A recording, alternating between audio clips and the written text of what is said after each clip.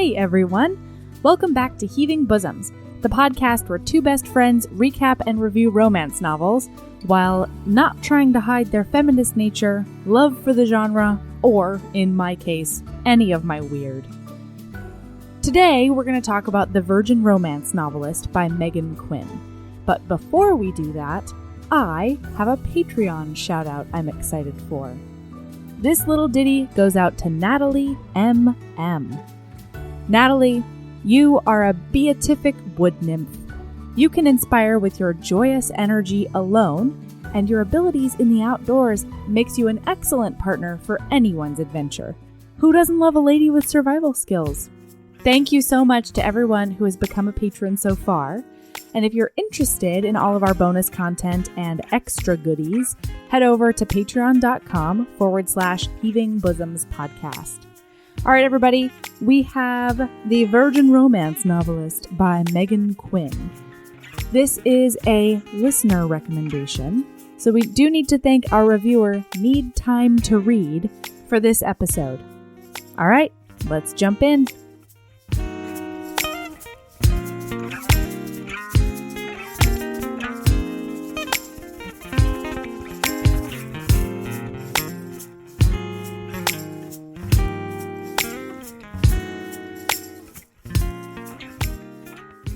Hi, Erin. Hi, Melody. How the hell are ya? Good. Good. I feel like I'm going to get indigestion now. Erin, I will tell everyone, is the one who is not prepared today. I am not the one crunching carrots and hummus or anything else that's crunching. Erin came with 2 slices of dry toast, it sounds like. Just toasted bread. No, it's just extra crispy. It's Dave's Killer Bread, 12 whole grains. It's so jam-packed with whole grains. There's so many whole grains. Meaty, chewy toast. Yeah. And David says that we can't eat Dave's Killer Bread because it's a long story, so I have to Does it involve farts? No. All those grains and fiber, who knows? No, so Dave's Killer Bread was started by a guy named Dave, who was a felon. He'd gotten out of prison and he remolded his life or whatever and started bread company. And then he hired a bunch of other ex-cons. But then Dave had a little relapse and killed a cop. So now he's in jail for I think he mowed a cop down with his car or something like that. And I told David we can still keep buying Dave's Killer Bread because he's in jail. It's not like he's still the Dave, there's other totally perfectly reformed ex-cons that are, working at the place, but Dave's very he's still making money on this, I'm sure of it. Oh, man. But the bread's so good, Melody. Yeah, the bread's, it looks really good. I am not hungry because I just came from a pool party. I pressed pause in the middle of this little pool party because I was you? Yes, all right. So I was a little late to the podcast. Sorry, everybody. Actually, sorry, Erin. Nobody else cares. And Erin wouldn't be eating dry toast if Melody hadn't cut so far into her breakfast time. Just saying. So, but at the pool party, I was eating. I had 2 burgers, bunch of chips. I went ham, and I am super satisfied. Good. Glad to hear it. Not Hungry Melody is, I would say, the best melody, but it's kind of the only melody. Any other version is just a monster. Yeah. I have a bit of news in Romancelandia, although it's going to be a week late. But you texted me at 4 a.m. this morning. Cockygate is over. Yeah. And I haven't had a chance to research that because from 5 a.m. till 9 a.m. I was reading this book. That's right. Get it, girl. So there was a bit of a hack job that was done by the Daily Mail.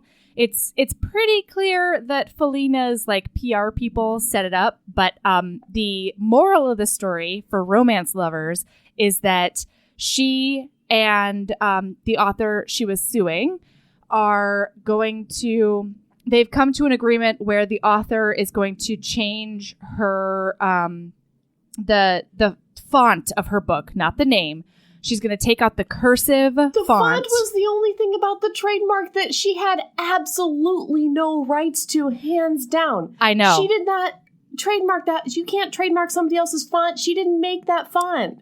I know. I mean, I'm not saying she had a right to cocky, but she certainly didn't have a right to that font. No, I'm sorry, I know. I'm just finding out about this right now from you. Yeah. And I can't. No, I know. The font, because the font people were like, hi, guys, you can't. It's ours. You can't trademark our font. So, yeah, it's nutty. But, I mean, essentially, it's over. Felina is now dropping the trademark in, from her words, a show of good faith.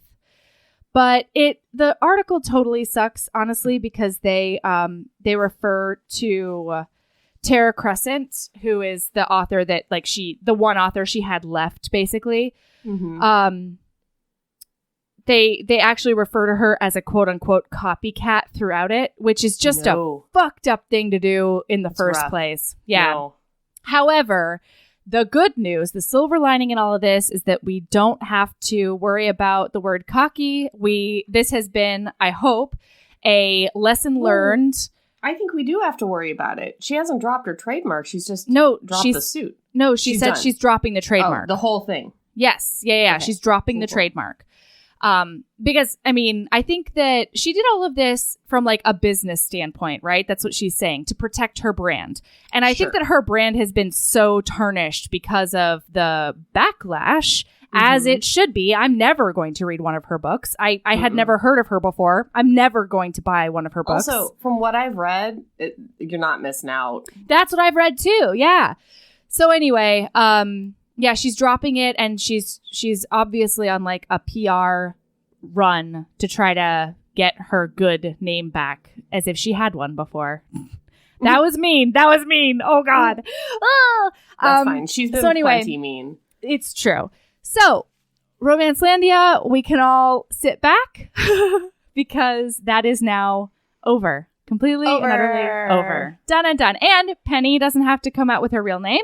Right. All those other authors don't have to do that. Plus, I'm hoping there's going to be extra money in the bank from the sale of cocktails and other efforts to fight similar battles to this if we need to. Yeah, all around a good day. Good day. I hope you learned about that last week, HBs. Yeah. Okay, do you want to jump the hell in? Yeah, let's do it. All right, cool. So today we are covering, I clicked on my podcast app instead of my Kindle app. That's not right. Today we're covering The Virgin Romance Novelist by Meghan Quinn. I have to tell you, Melanie, all I can think about is this toast. Eat the toast. I'll edit it out. Just don't talk while you're eating toast. I will edit it out. All right. You chomp away in the background. I'll mute that shit. That's all I can think about. Every time I look down at my Kindle, I'm like, toast. It's so good. Yeah, we're good. All right. So now I'm also really worried that Dave from Dave's Killer Bread didn't kill a cop, and that's just a rumor that David heard, and then I've committed some kind of a slander. So listen, guys, it's just a rumor I heard. I don't know if it's true. I do know that he had some kind of crime relapse, though, and he's in jail. All right. I'm eating toast now. You talk about the book. Okay. All right. So actually, it's good that you need to eat toast, because I actually need to go on kind of a disclaimer rant.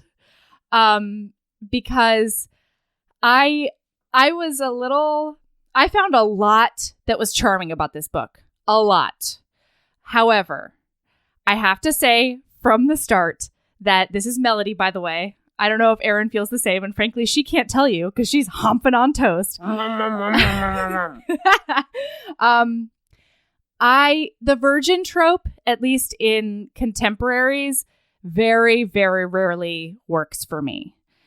It's tough for me because on a lot of levels, like the whole purity hang up in general drives me a little bit bonkers, but especially in present day.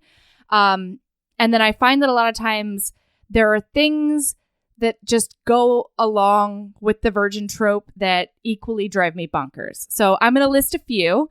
Some of them show up in this book, some of them don't.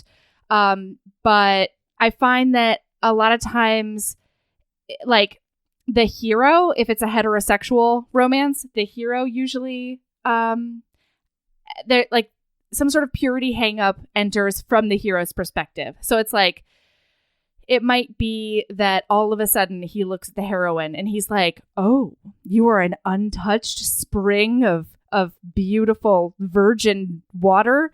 Gross. Like, yeah, like they're like, I came up for air just for that moment to like say all gross. of a sudden she's like a new person to him, where he's like, oh, nobody else has touched you before, therefore I would be the only one. Or it's like all of a sudden she was like in 50 Shades, for example, she was a really cool, awesome girl.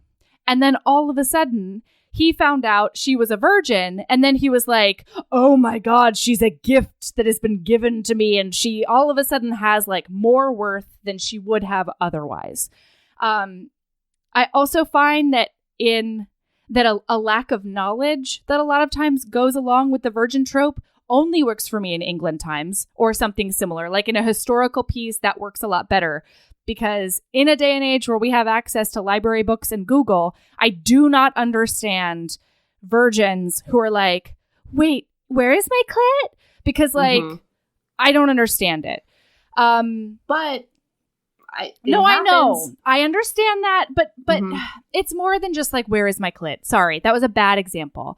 It's more, I don't understand a lack of intellectual curiosity that would at least, or an accidental Google. Do you know how many times I've accidentally gotten dick pics when I've typed the wrong thing into Google? Like, it just happens in the world. So I don't understand that. And then, yeah, those are the two things that drive me bonkers that I can think of at the moment. So I need you to understand my point of view, because I found a lot about this book incredibly charming and hilarious. It's a rom-com. There's a lot of it that's really, really awesome. But you're going to hear me be kind of a bitch face because those things just bother me. Disclaimer over. She made this like hand gesture that was like, okay, thank you for going on that rant and allowing me to have my toast to snack, because it was delicious.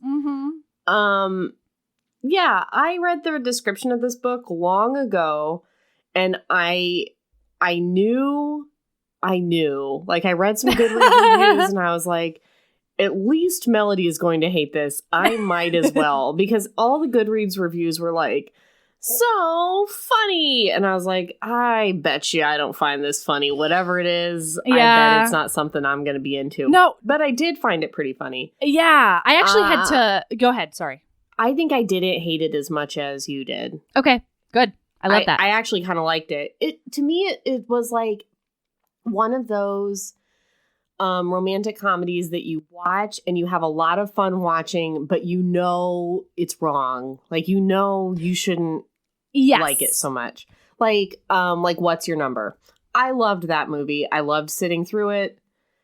Haven't seen it. Anna Faris and the Least Chris.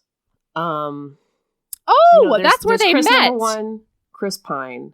Oh, did they? Her husband. No. The other one, another one, the least good one. Isn't he There's the least Chris good one? Pine over and above the best Chris, and always my answer. According to Erin McCarthy, not necessarily Melody Carlisle. No, this is objective. This is a Erin. It's not. It's the. Yes, it's it actually subjective. No, you're mixing up the definitions of those words. I don't think I am. So there's Chris Pine, Head and Shoulders best Chris. Right. Then there's like a Hemsworth Pratt like tie for second. I don't care. I don't know. I'm not sure. I think Chris Pratt is balls. Captain America, right? No, that's Chris Pratt is the one from Parks and Rec, and that's Anna Faris's Guardians husband. of the ex-husband. Gotcha. That's the one. Mm-hmm. And then there's the other one, which is Captain America, who literally does nothing for me. He's nothing, my number not one thing. What? That's your number one, Chris? Yeah. Every time you're like Chris Pine, I'm like, no, that other Chris. What? What? Yeah. I mean, it's not. Erin's rocked. Honestly, it's not surprising to me because I can't imagine a world where we go for the same man. Same. Yeah, which is one of the reasons we're such good friends. It's never going to happen. So that to me makes a lot of logical sense that your Chris list would be inverted. But subjectively, however, no, objectively though,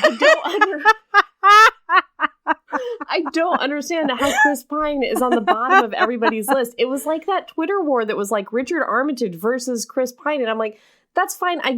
I understand that this tweet was terrible and that you should never like say, oh, you should have gotten some Chris to replace a Richard Armitage. But like, but your answer is always Chris Pine. The answer is always Chris Pine. Like, I don't mean to disparage anyone except for you in this moment, but like fair. Chris Pine. Yeah. What were we talking about? I don't remember. Oh, what's your number? That least good Chris, I think was let me look this up so I'm not like totally wrong.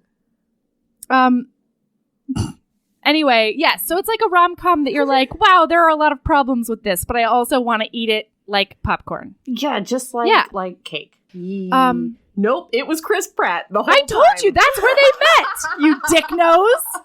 Sorry. That's where they met. She was married to another person at that time. Chris from the, no. She was. Nope. It was the other Chris. Is it both? Chris's are in that movie. Both of them? Yes. Chris Evans is the star of that movie. How have I not seen that movie? And then Chris Pine, oh God, this is Chris Pratt plays somebody called Disgusting. Oh no. What's this character? Disgusting Don? I like that. Yeah. It probably was before he lost weight. Yeah, because he didn't lose weight until Anna they were Faris married him. Because I always said you gotta hand it to Anna Faris on that for seeing the diamond in the rough that was Chris Pratt. Totally. Yeah. He tightened that shit up. Oh boy. I mean, he was hot before too, but in that pudgy dude way, pudgy white dude way.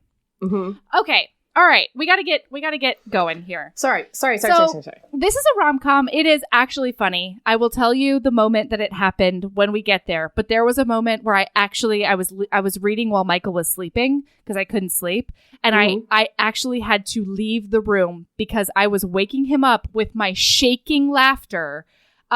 Even though we have like one of those foam mattresses to where you can like jump on one side and nobody will notice. Like I was laughing so hard. I had to leave. All right. So we have Rosie. Rosie is the heroine of this story. Rosie Bloom. Come on. I forgot her last name. So there is that. It's cute when Tiffany Rice does it.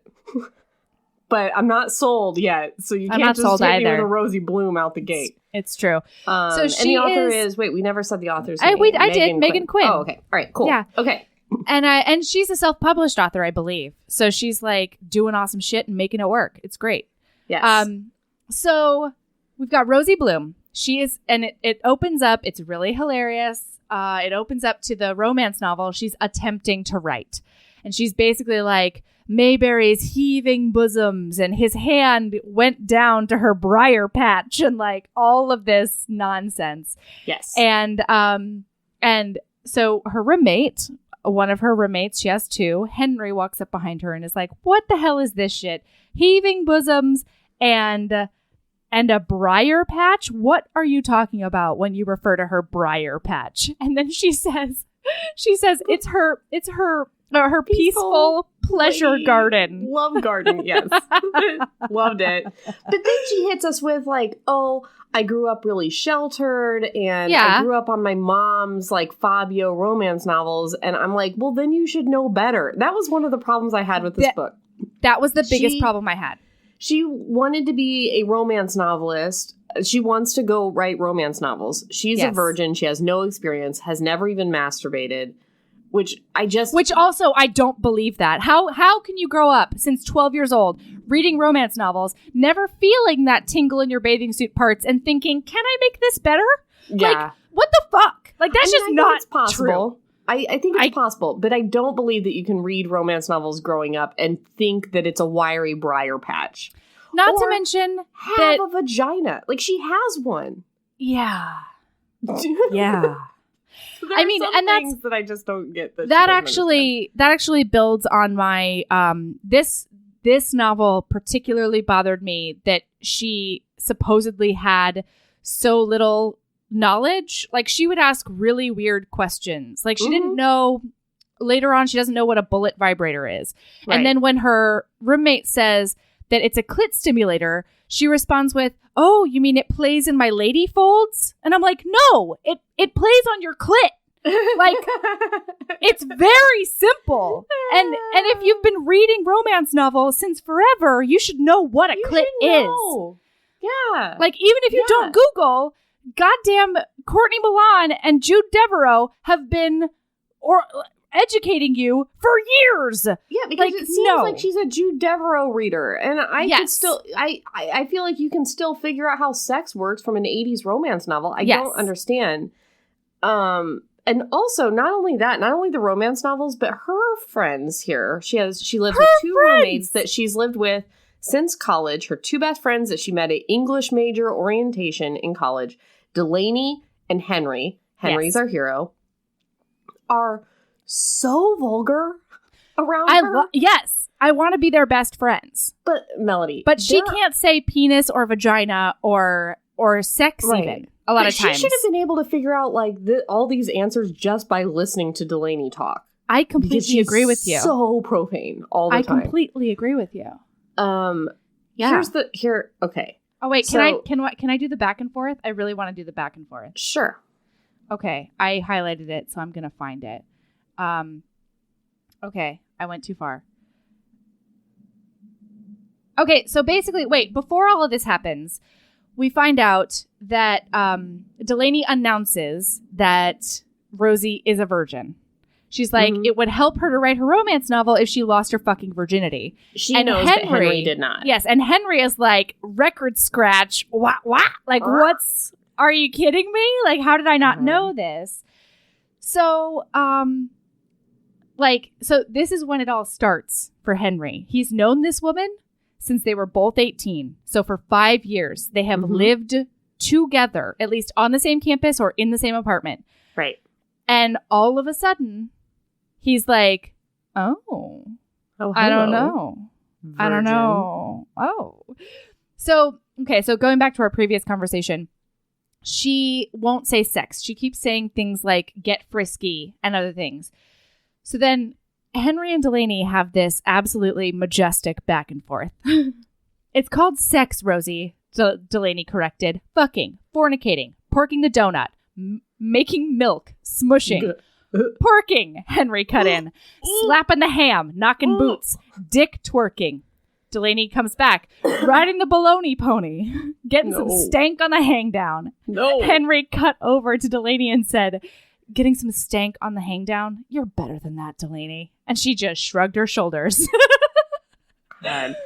But also, she says, like, Delaney says directly to her that if she's going to write a romance novel, she's going to have to write about sex. And she says, sex sells. So if you want to write a book that's going to turn on all the lady folds in the damn country, then you're going to have to put yourself out there and experience what it's like to have an orgasm, to have a man squeeze that hard nipple of yours, to know what a dick feels like in your hands, in your mouth, in your pussy. And I just feel like this is not how friends talk to each other. I agree. Because I feel like you and I are pretty explicit about things. I would never put those words together. I would never say that hard nipple of yours in reference to your nipple. Like, that is so weird. Like, that's deeply weird for friends to say to each other. Oh, we'll get to more weirdness between Delaney and Rosie. Honestly, that one didn't freak me out as much. What?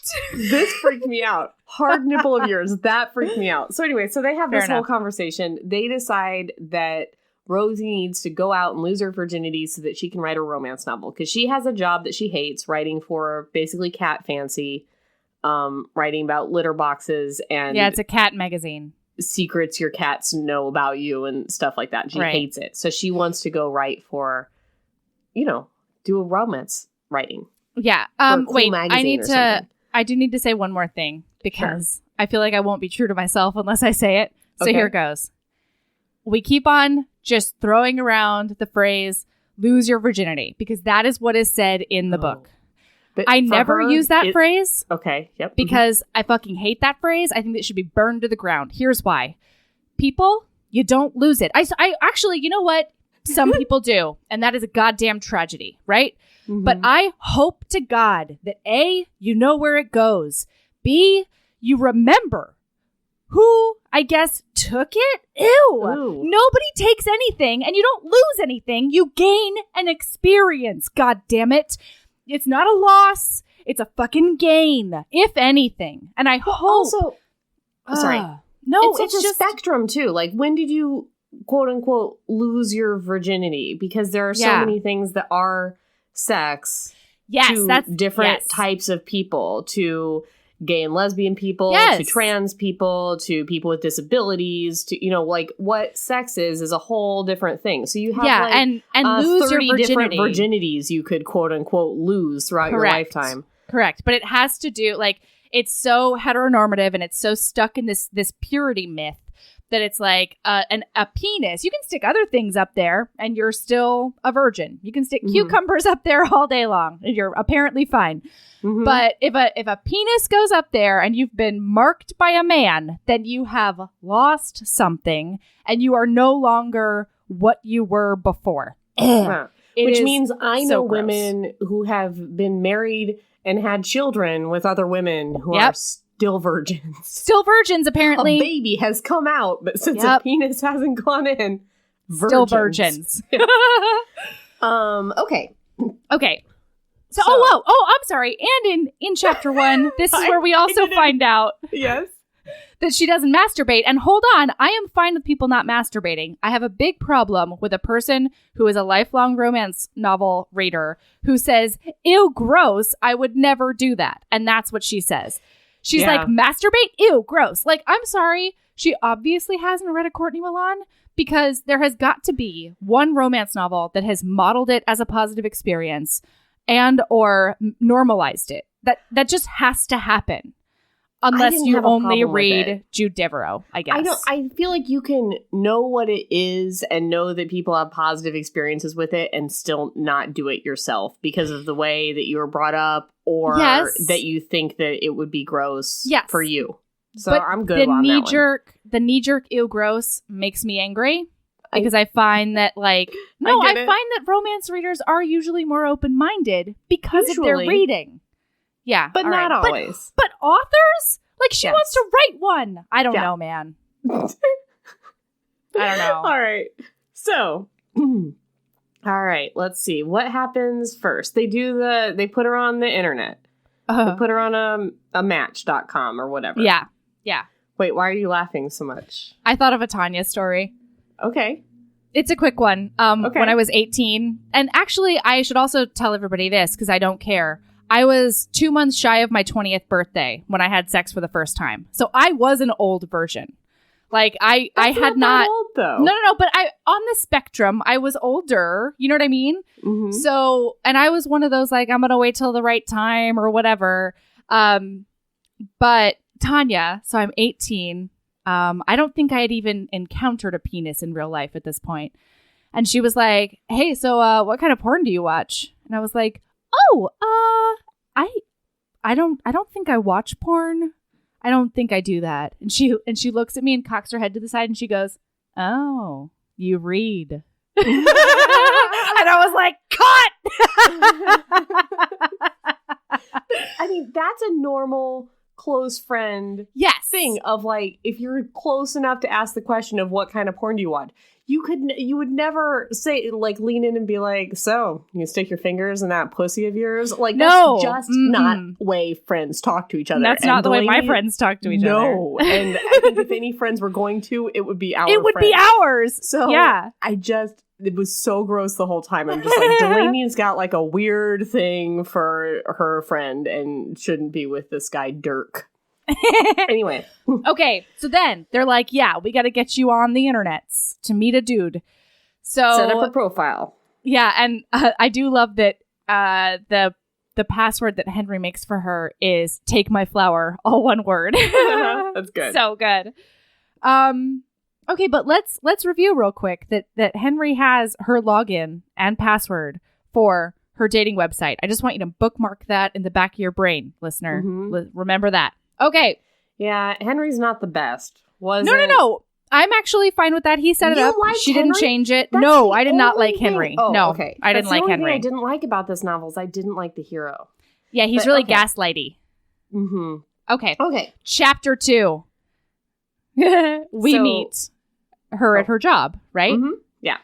And she has a cat nemesis because at the cat magazine, there's like 12 stray cats that live there, right? Mm-hmm. She's got a weird boss that insists on the office being full of cats all the time. Yeah, and one of them is constantly plotting her death. Mm-hmm. It's pretty funny. I got a little tired of it toward the end, but it's pretty funny throughout. Like, this cat is just maniacal. And this is when we meet Jenny. Oh, sure. Yeah, she's fine. Jenny's fine. I didn't need Jenny. But she's no, fine. I didn't need Jenny, and I didn't need to bond with her over being really ageist and slut shaming of the receptionist, because that's the first scene we see her in. She's like, "Did you see what Mrs. So and so was wearing when the UPS guy came in?" Like, I knew you were going to hate rude. this, so I already planned a retort. Oh, please, Melody. I don't care if she was wearing a Hannah Montana shirt at work. That's inappropriate of itself. You don't have to talk about her pooch and her 60-year-old grossness and her pleather pants. You don't have to do that. You can say she looked inappropriate at work. That's fine. And if it were us and we worked together, yes, imagine that there was a 60-year-old woman who worked with us who wore hot purple pleather tight pants with her gut hanging over them and a tight Hannah Montana shirt that she had cut for her cleavage to come out. Would you not surreptitiously take a photo of that and show it just to me if I wasn't there that day? Just to me. Fine, maybe. On the internet. Not, maybe. I was but we wouldn't have had the gross conversation afterwards about how she's so old and so desperate and so Sure, yeah, we wouldn't have said slutty. She was old and desperate, but we would have said, look at that outfit. Well, because she's at her work job. Even if she wasn't at her work job. If she looked professional at work, but then one of us saw her outside of work in that outfit, would you not? No, I don't think I would be. I wouldn't have the wherewithal to pull up my phone. I would describe it to you in detail just because of like the crazy worlds colliding. But yeah, no, I know. I just thought it was kind of gross. Yeah, it grossed me out a little bit too. But then when I really thought about it, I felt like it was not that bad. Jenny sets her up with, oh God, also this. So Atticus. Jenny sets her up on a blind date with a guy named Atticus. It's like a swing dancing date because our heroine is a very like 50s swing dancey, like dresses like a pinup girl sort of person. Later on that night, one of her friends is like Atticus, like from To Kill a Mockingbird. And she's like, oh, I hadn't made that connection. Oh my God. And she's English major. English major. I know. Name one other Atticus in the world that's not a pet. Or a hipster baby. Name one. Sure. Name one that's not a 9-month-old who lives in Park Slope. You can't. Also, so my other slight problem with this, and it's only because I've been a part of the swing dance community in New York and other cities. Mm-hmm. You don't have to have a date. You actually should social dance. It makes you a better dancer. It makes the community stronger. You don't go and dance with just your date. That's bullshit. Okay. True. We can keep going. Okay, so she gets home. There's a gift on the thing, and in her room, and it's from Henry, and it says "Time to find your big O," and it's a Kindle full of modern romance books, which is the nicest present I've ever heard of. What a great gift! Yeah, and then a bullet vibrator. That's right. It also says, love you, Henry. This brings me to my first issue with Henry. He calls her love in a weird way all the time, every sentence, every time he refers to her. Hi, love. How you doing, love? Here's a vibrator, love. Love you, Henry. Mm-hmm. And it's because she loves love, which is dumb, and he's not British. I don't like it. I don't either. And I also don't believe it. Like, I'm sorry. Yeah. Erin, I'm never going to create a nickname for you because of a weird, obscure cornerstone of your deep down personality that you never actually show in real life. She loves love, but she didn't read a single romance novel in college. She said she gave up during college because she was reading college books, which did not include, apparently, To Kill a Mockingbird. That's the time when you really got to dive into those romance novels to avoid your college books. Right? That's what I did. Yeah. That was my law school experience. Totally. Yeah, and she's never been on a date or shown any interest in really going on any dates. So there's no outward. She never joins in the sex conversations. Maybe she waxes poetic sometimes about love in general, but I have never seen that on the page. Yeah. So I really don't understand the nickname. I think in real life it would sound weird spoken. I agree. Okay, so she's got this little tiny vibrator. And she decides she's gonna... she decides... Yeah. But she doesn't Google, again, even though I know she has a smartphone. I fucking know it. She decides, she looks at it, and she's like, oh, Henry's so thoughtful. He got me a Virgin size vibrator dildo. So she decides she's going to put it right up her... Turns it on. Her vaginal canal. Sticks it right on up there. And hold on. Also, can we make a quick note of the line, thank God for because my whole thing when I first read this, it's a virgin size thing. I was like, she doesn't use tampons. All right. I can try to wrap my brain around that. Or like any insertion device. She uses no insert. Right. But then she says, thank God for tampons because it was easy for me to find the right hole. As if she doesn't know the difference between her vaginal canal, urethra, and anus. Bitch, please. What are you doing? But yeah, most bullets are smaller than tampons, so I don't really know. Yeah. So she shoves it on up there. Yeah. It's on, and she's starting to feel a little frisky. Ooh. In her bathing suit parts. And then she reaches up to get it out. So she can change the setting. She wants to go back to the pulses. And then she can't find it because it's gone up too far. And so she immediately freaks out. This is hilarious. I would too. Would you not totally freak out? I mean, it'll come out eventually. No, I would be. Think of how little she knows about her vagina. She has no idea. It could be inside her uterus for all she knows. Okay, and fair. It's there permanently until it runs out of power, which could be never. Like, I would have freaked the fuck out. So she starts... I know for a fact that I would have freaked the fuck out because I had the exact same experience with a DivaCup. Yeah, you couldn't find it for a minute. It's not that I couldn't find it. I couldn't get it out. There was no way to get it out. It suctioned onto your cervix or something? It had made a seal. Yes. And I couldn't even reach it. There was no way of getting it out. Oh my God. I was in rural... Wasn't that when you went to Thailand? Yeah. And I had gotten the DivaCup for the first time because I had read that in rural Thailand you cannot buy tampons, and I was worried that I wouldn't bring enough tampons or whatever. So, and they also don't have any plumbing sorts of things. You got to throw your toilet paper away in the trash can. So I was just like, I'll just get this DivaCup and that'll be perfect. So I had no other. I was oh my crying God on the floor. I was so upset. I don't blame you. You know what the solution was after I got that thing out of there?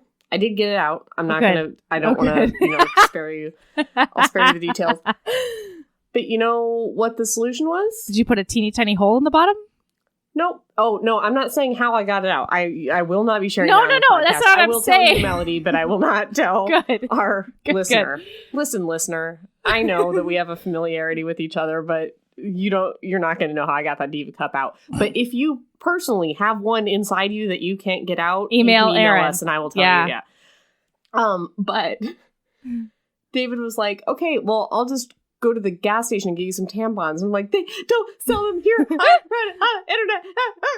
And like he walked like a mile or whatever to the rural Thailand gas station and came back with some OB tampons. And he was like, they just didn't have the applicators? Yeah. They had tampons. I was probably reading something that was, put out in like 2003 or something, Who knows? Anyway. Hilarious. Completely avoidable. They had tampons the whole time. Okay. All right, so she's jumping up and down, trying to shake this thing loose. Yeah, she's jumping. She's doing a sumo wrestler. She's trying to grunt and like squeeze it out. Yeah. Yeah. It's a really funny scene. It's really funny. Yeah. I found it incredibly charming. And then Delaney walks in without knocking because she's worried there's some sort of like elephant fight happening in her room. And just at that moment, the vibrator does shake loose and it falls to the floor and like rolls to a bookshelf or something. Now, here's the issue that I had. On first read, I didn't see the moment where she picked up a tissue. I just thought, like, I didn't realize she had picked up her best friend's vibrator that had just been in her vaginal canal until she threw it on her bed. And I was like, I texted Erin and I was like, I'm reading Virgin Romance Novelist. No, you didn't. I found a hard limit. That wasn't the text. Oh, what did I say? Nope. This text came out of fucking nowhere, everyone. I'm just doing my work job. Type. Lawyer. I look over and she has texted me, I found something I will not do for you. And I was true. Like, bitch, what? Like, I'm just living my life. Like, I've asked nothing of you today. Like, what the fuck? And I was like, what? What are you talking about? And she's like, I will not pick up something that has come out of your vagina. And I was like, okay. Like, that is something I have literally never asked of you, Melody. And you live in New York City. Like, it's like you were going through the Rolodex of like best friend tasks. I just heard meatloafs won't do that. And I found out what I will not do for your love. Like, you're like, oh, there's one. I should tell Erin immediately. Guess what I won't do. If it is covered with your juices, Erin, not picking it up. I'm sorry. I'd do it. I don't see I'm not squeaked out by that at all. I don't know why I am, because I'm a mom. Yeah, I'm surprised any that bodily you are. fluid. I just, you know what? I think it's because it's unsolicited a mom, and too. Vaginas definitely don't squeak you out either. No, I love vaginas. Yeah. Yeah, I don't know why. It just weirded me out. If something fell out of your vagina and you needed me to pick it up, I would. That's the thing. I guess it's because she didn't need her to. She just, of her own volition, sauntered over and decided to pick up her vibrator instead of just like standing there and watching her pick it up for herself. Like she is ambulatory. I don't know why. She has thumbs. I don't know why Delaney needed to do that. Fair. Okay. All right. Okay. So she picks it up.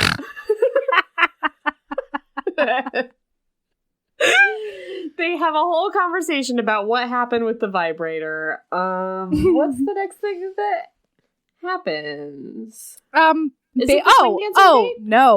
Delaney. I have another problem with this. See, I don't know. I think Delaney looks over. This was problematic throughout, but I really liked it. I still really liked it. We're only going to hit the wave tops, so it's only going to be like all of our problems. But really, when you get into the meat potatoes of this book, it's like it's a delight. Yeah, and it's well written, and it's really funny. This is not a hate podcast. Just want everybody to know. This is not even on like the top. I liked. Let's put it this way. I liked this much better than Dear Bridget, I Want You. Oh, okay, all right. That had law stuff in it, though. This has a lot of, like, dress yourself up in order to look nice for a man. And that's what bothers me. And the fucking up law stuff is what bothers you. So Delaney looks over because she's been watching her friend sumo squat and, like, jump around to try to get a vibrator out of her vagina. And she's like, ooh, I'm going to make you an appointment for my waxer because we got to trim that bush. And Rosie's like, I do trim. And she's like, no. We want smooth, not trimmed. And I'm just like, I'm sorry. If I invite you to a party at my vagina, you should not tell me whether or not I need fucking streamers. Be thankful you have encountered my vagina. You do not get to have an opinion on the way I ladyscape. Melody, I want you to know that every time I've encountered your vagina, I've been thankful. Oh, I've been very thankful. That's all I ask for. That's all I ask. All right, so they go to the waxer. Yeah, well, no, so then the next whole chapter is Henry and Rosie snuggling. Oh, yeah, they watch porns. Because they do some BFF snuggles and do things that BFFs do all the time, which is watch porn together. because Henry has decided that he's going to take the reins on her education too, which is fine. I don't have a problem with this. I don't have a problem with it. I just cannot imagine a world in which I would snuggle with someone I'm not currently having sex with and watch porn.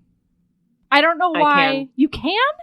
Mm-hmm. Huh. How does it happen? Tell me all about it. I can't go further in depth on that one, but I can imagine it, and we'll go move on. What do you do with all your sexy feelings? You just go to different rooms and masturbate? Do you masturbate in front of each other? Do you just bottle it up? I just can't, Melody. I can't do this.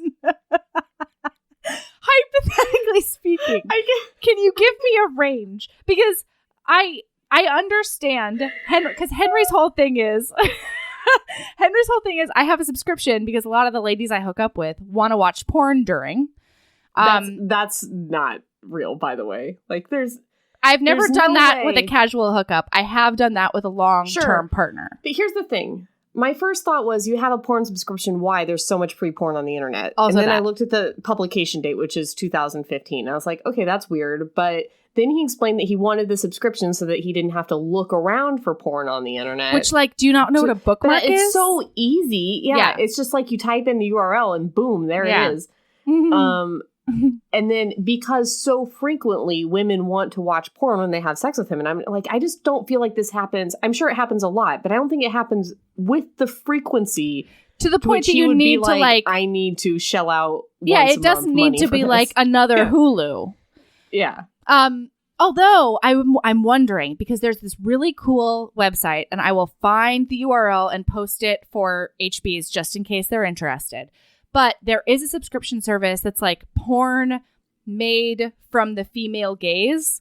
So instead of it being like, oh, I'm a sexy secretary and I'm on your desk already naked, it starts with like a couple who lives together and they're like washing dishes and cutely touching each other. And then they like randomly, it goes into them having sex in the kitchen. So it looks like something that could happen with a real person instead of being staged and like, let's get a close up on the clit, like those shots. There's none of that.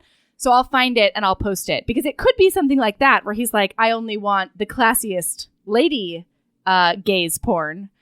Sure. Maybe. I don't know though. No, but then we watch the clip. Then they watch it and we know what it is. Yeah. No. Anyway, so they and then P.S. this whole time he's been like, you've never seen a penis in real life? Well, I'll show you mine. And, oh, do you need to learn how to do this? I can show you. And I can show you. Do it on me. I'll romance you. Yeah. I'll do porn stuff with you. And she's just like, we're just friends, Henry. Henry. And he's like, meanwhile, she's sitting, I think, between his legs, back against his chest, tablet on her knees. He's whispering into her ear like, I could do that for you. It's super duper hot. And she's just like, which is also why, giggle. Yeah, I don't your penis. How could you? We're just friends, Henry. Yeah, gosh. She's a big dummy throughout this whole thing. Totally, big dummy. Well, and apparently we find out later he hasn't just found out she's a virgin and decided she's interesting. He's apparently been interested in her most of their friendship, but the whole time she's been like, "We're friends" or whatever. Yeah. And hasn't shown interest back, but I don't know. She's just been, I think, asexual throughout this whole thing. Like, she hasn't had, she loves the love story of her romance novels, but I think she just has not, like, lit that fire for the rest of it. Okay, fair enough. That's how I can imagine that she's read these and not felt the need to masturbate or not try it out. She's just a late bloomer, I think. Fair enough. All right. Okay, so now we go and get waxed. And this is where I had to leave the room because I outed myself for reading in bed when I can't sleep. Like, Michael actually woke up and was like, what's going on? And I was like, oh, I have to pee. And I left. Because I was laughing so hard, guys. This scene is hilarious. Once again, a little bit problematic in her descriptions of Marta. The waxer. Yeah. Really problematic. The waxer, a she-male? A she-male. Ooh. She has a unibrow. She's, yeah. So once again, little problematic, still fucking hilarious. You want to know what? You want to know what really got me? What? She's got on like the 7th or so wax strip, and Rosie just screams, "Captain Cunt Ripper!" See, that was the only one I didn't think was funny. That was my great. God, so funny. Although, okay, have you had a Brazilian wax before? No, I have not. I think I'm going to try it though. I'm intrigued. Have you ever had any sort of wax before? Mm-hmm. Okay. So first she says, "Oh, you're going to do a Brazilian. That's hole to hole." And I'm like, "Are we talking belly butt? I mean, I don't understand hole to hole. Like, you go all up the way up the crack, all the way to the belly button. The whole hole to hole is only like a part of the Brazilian. I don't understand." Yeah, so I think she's just trying to, because she's like, oh, it basically she's saying it goes from your vagina to your asshole. Right, but it also goes further. It does. It goes further up. Yeah, totally. Further, I mean, up on both sides. And then to do her butt, she has her get on all fours. I have a friend of mine. I did a little friend research from a lady who knows how to do it, and yeah, apparently around here they'll have you get on all fours to do your butt parts. That is not how it's ever been in my experience in the 3 states where I have had Brazilian waxes. Like, I've never thought of getting on all four. Like, that to me sounds horrific. Fair. But wait, it sounds better than pulling your knees up to your chest? Yeah. Okay. No. Pulling your knees up to your chest, I think, is the way to do it. Getting on all fours and turning around and presenting your butt to the lady, I think sounds horrifying. Right? Maybe. I don't know. I just feel like just putting your knees up is so much easier. She's already down there. Fair. You don't have to. I don't know. I was just like, oh my God, Marta. Like, this is horrible. I can't believe you're making her do this. But I guess that's how some people do it. Okay. I don't know. Wait. I did have a note on the way, because Delaney says, watch out for Henry. He's a cherry chaser. And I do just have to read you one line, because as Rosie is thinking about it, she says, he was a ladies' man, though. The majority of the women Henry brought back to the apartment looked more like 2-cent hookers rather than chastity belt-wearing nuns. So to say he was a cherry chaser was news to me. And I'm just like, because all we need in the world is more Madonna horror complex. Like, that's what we need. I don't have a problem with it, but I don't have problems. Really? I don't have as many problems with this kind of stuff as you do. Oh, because you only can be one or the other. As if she herself doesn't exist. A cute, retro-looking lady who's never had sex is apparently part of the chastity belt-wearing nun situation? Sure. Or... Yeah, I don't know. Whatever. Also, she bleached her asshole, just so you know that. Marta's like, we bleach asshole. Yeah. She also had a horrible reaction to being waxed, where she's got like red little nubbins all over her vagina. Yeah, that's one of the reasons that I have not strayed into the Brazilian territory, although I think I might try it in the near future. I just have such sensitive skin that the bikini waxes I've got have been really, really angry. But it goes away, right? It goes away. Yeah, okay. All right. You don't do it like right before you're going to get in a pool or the ocean or something. Like, if you're doing it for a Hawaii vacation, you want to put a few days between you and the vacation. Okay. But yeah. All right. So the next do we go straight to the date? Friday? No, I think we meet Lance first, don't we? We do meet Lance first. Yeah, the photographer. Lance McCarthy. Yeah. So she's going to do a photo shoot with a Maine Coon. Can we talk about Maine Coons for a little sec? Yeah? Have you ever Googled Maine Coons? I almost did, and then I decided I didn't. Aren't they like the 60-pound cats or something? It's insane. I'm not a cat person. I don't know shit about cats. I don't care about cats. Somebody shows me... I mean, I grew up with them. They're fine, but somebody shows me like a cute cat video. I'm usually not into it. You Google up Maine Coons. That is a journey you're going to go on. It's a huge, huge cat. Anyway, that's all. Just going to interview one. Yeah, they're huge. Oh, wow. Right. I just did. Holy shit. Yeah, right? That thing is that's like a... It's like a really, really fuzzy goddamn like panther. It's huge. Yeah. It's huge. Oh my God. Mm-hmm. Yeah, okay. So she's going I would love to interview a Maine Coon. No, that's not What's who your she's life interviewing. like? How'd you get so big? What's your regimen? How much do you bench, you Maine Coon? How much do you bench? Yeah. Okay. Is it leg day? Maybe. They're going to do some kind of a cat photo shoot. And the photographer is a real handsome photographer named Lance. And he's got deep blue eyes and black rimmed glasses and light brown hair. He basically looks like Clark Kent. I was into it. Yeah. Gray cardigan, and he's got the hots for Rosie. He's had the hots for Rosie for a long time, but now she's finally got the on switch on so she can notice it and flirt back with him. Right. So he and her coworker Jenny's got the hots for Lance. So she knows he's a hot commodity. Yeah. And he asks her out and she's going out with him on Saturday. The night after she's going out with Atticus the swing dancer. Yeah. Okay. The one thing I really like about this book is that it really is a meditation in the energy you put out to the world is what you get back. That is You know what I mean? Mm-hmm. Totally. Because all of these people have been interested in her. She's had all of these opportunities, but she just hasn't at all noticed or capitalized on them because she wasn't in that mode. Right. So I really like it. So then we go to swing dancing date. Hell yeah, we do. Get it. She wears the cutest swing dancing outfit there is. It's like a little red polka dot dress and she's all done up and she's got her boobs out and she's ready to meet Atticus. And she's the only problem is she's got the little swirl. Yeah, hair. the victory rolls. Victory swirl. And she's... Oh, the only problem is her Brazilian. Yeah. She's got an itchy vagina is the problem. Yeah. Which is kind of good for dancing, but also kind of not good for dancing. Do that jitterbug. Get it out. But here's the worst part of the thing. She's there. She's met Atticus. He's got suspenders. He's super cute. Yeah. What? Wait. Henry said he was going to be at the house to see her off, and he was not.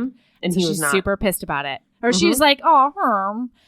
And then all of a sudden she shows up, and Henry has brought a date to the same dance he had no interest in before.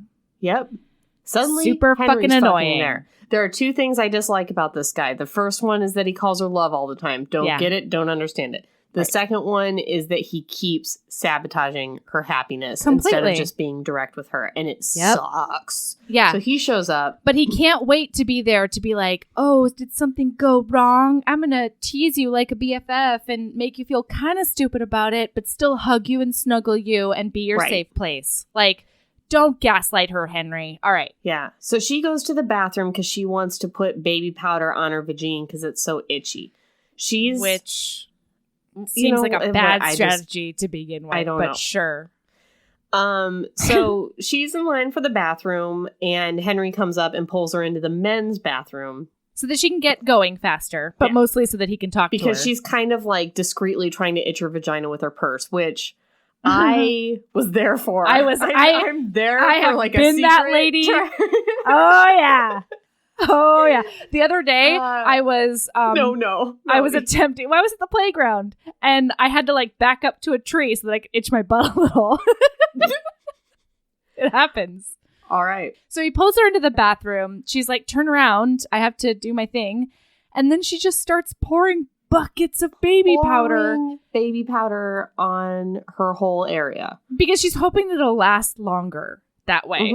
Which, darling, no. Only so much is going to coat, and then the rest is just going to go everywhere. We find out. So she comes out, she starts dancing with Atticus, and clouds of baby powder are coming out from under her desk. Her desk.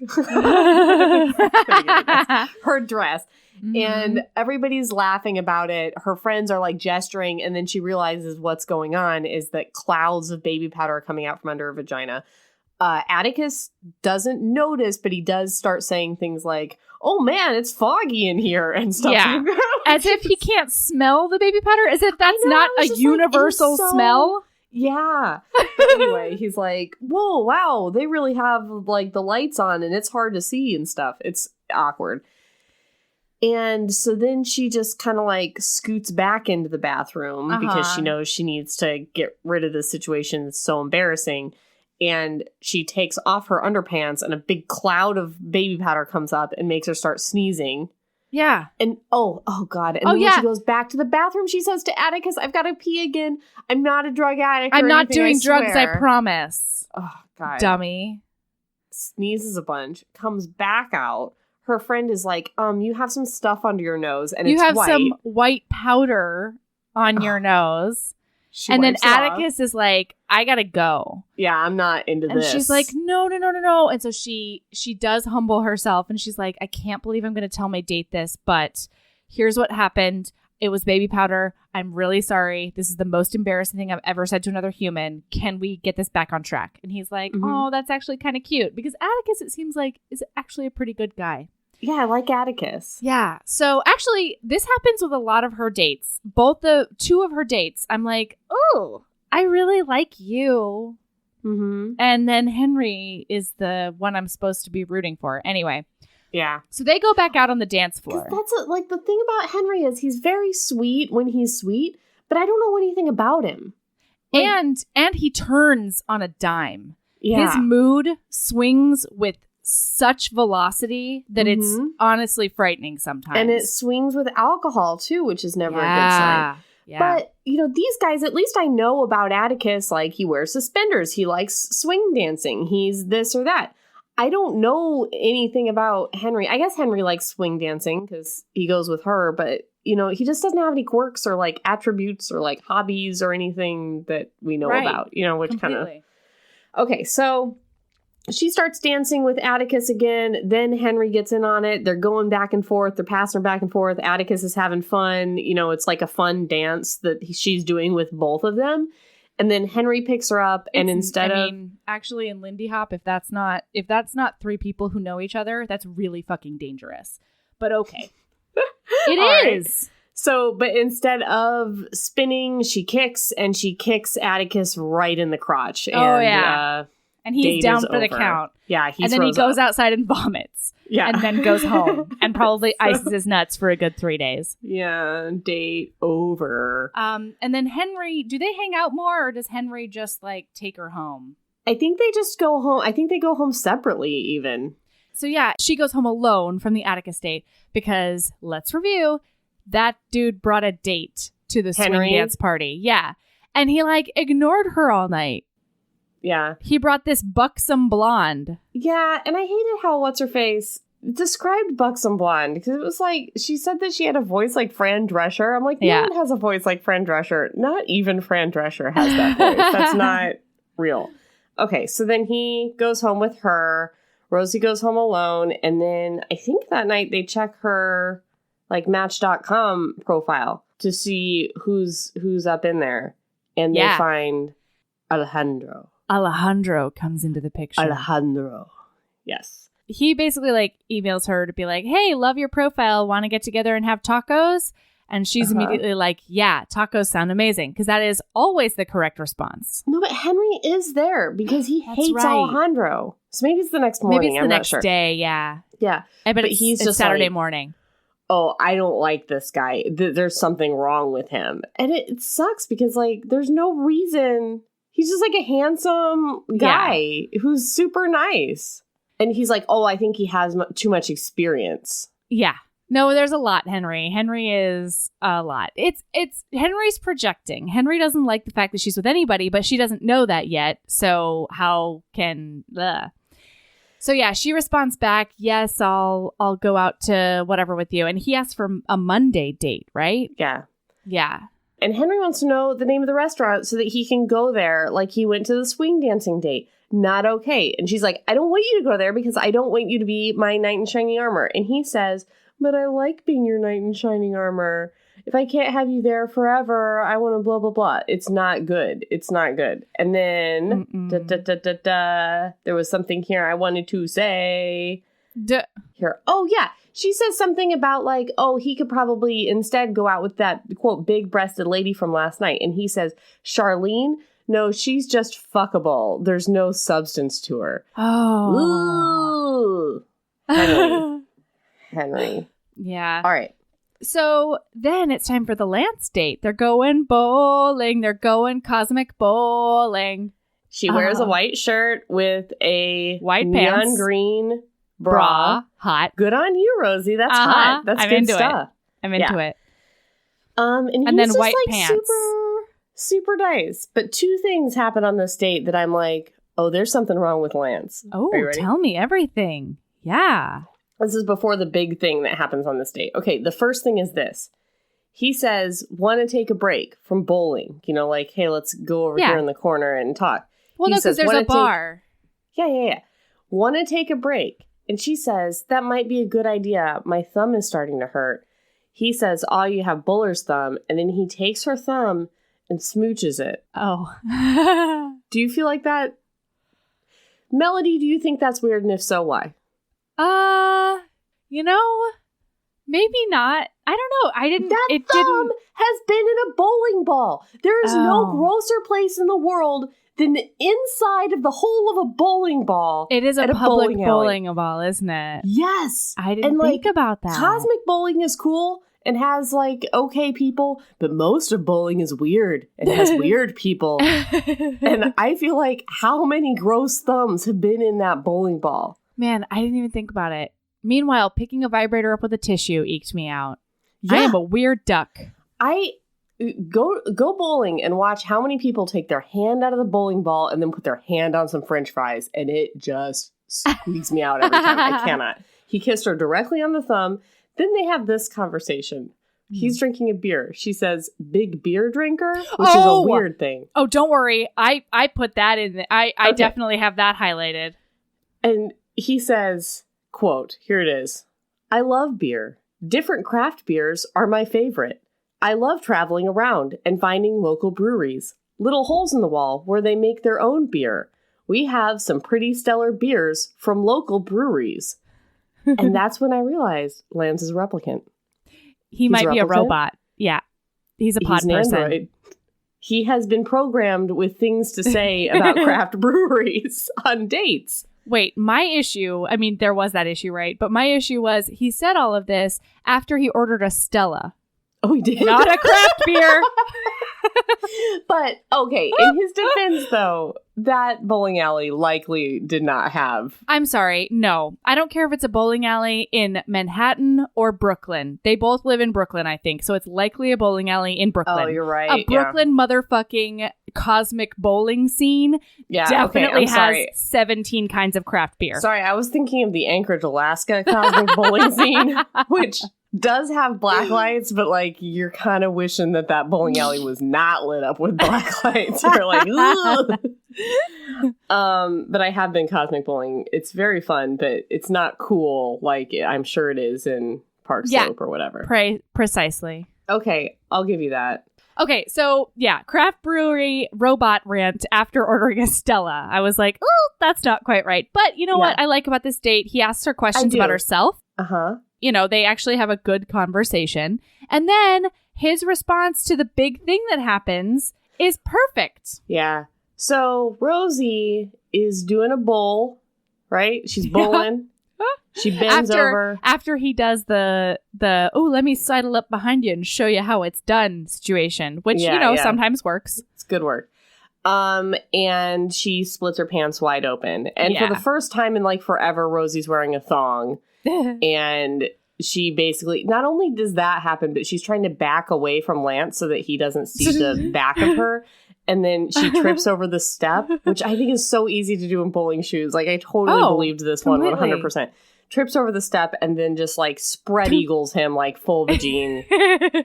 And actually, so he... not only do I believe it, but I actually saw my dad do basically that one time. He, poor guy. Bowling alley? Yeah, and this was, I mean, my dad was a big dude. He was like 6'2" and probably 280 pounds.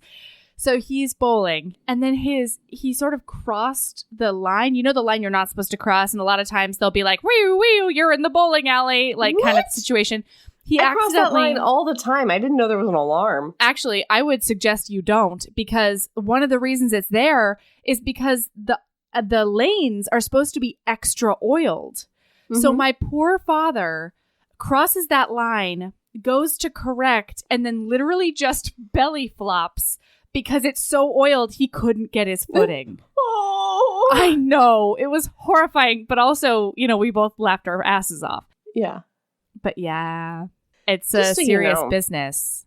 I have no problem on slippery surfaces because I You live in Alaska. made a living. No, I was gonna tout my serious figure skating career. Sorry. There was a time where people paid me near minimum wage just to see me figure skate. So think about that. Run that through your noggin. Okay. All right. So this is also, they teach her how to put on a condom? No, wait. Okay, wait, sorry.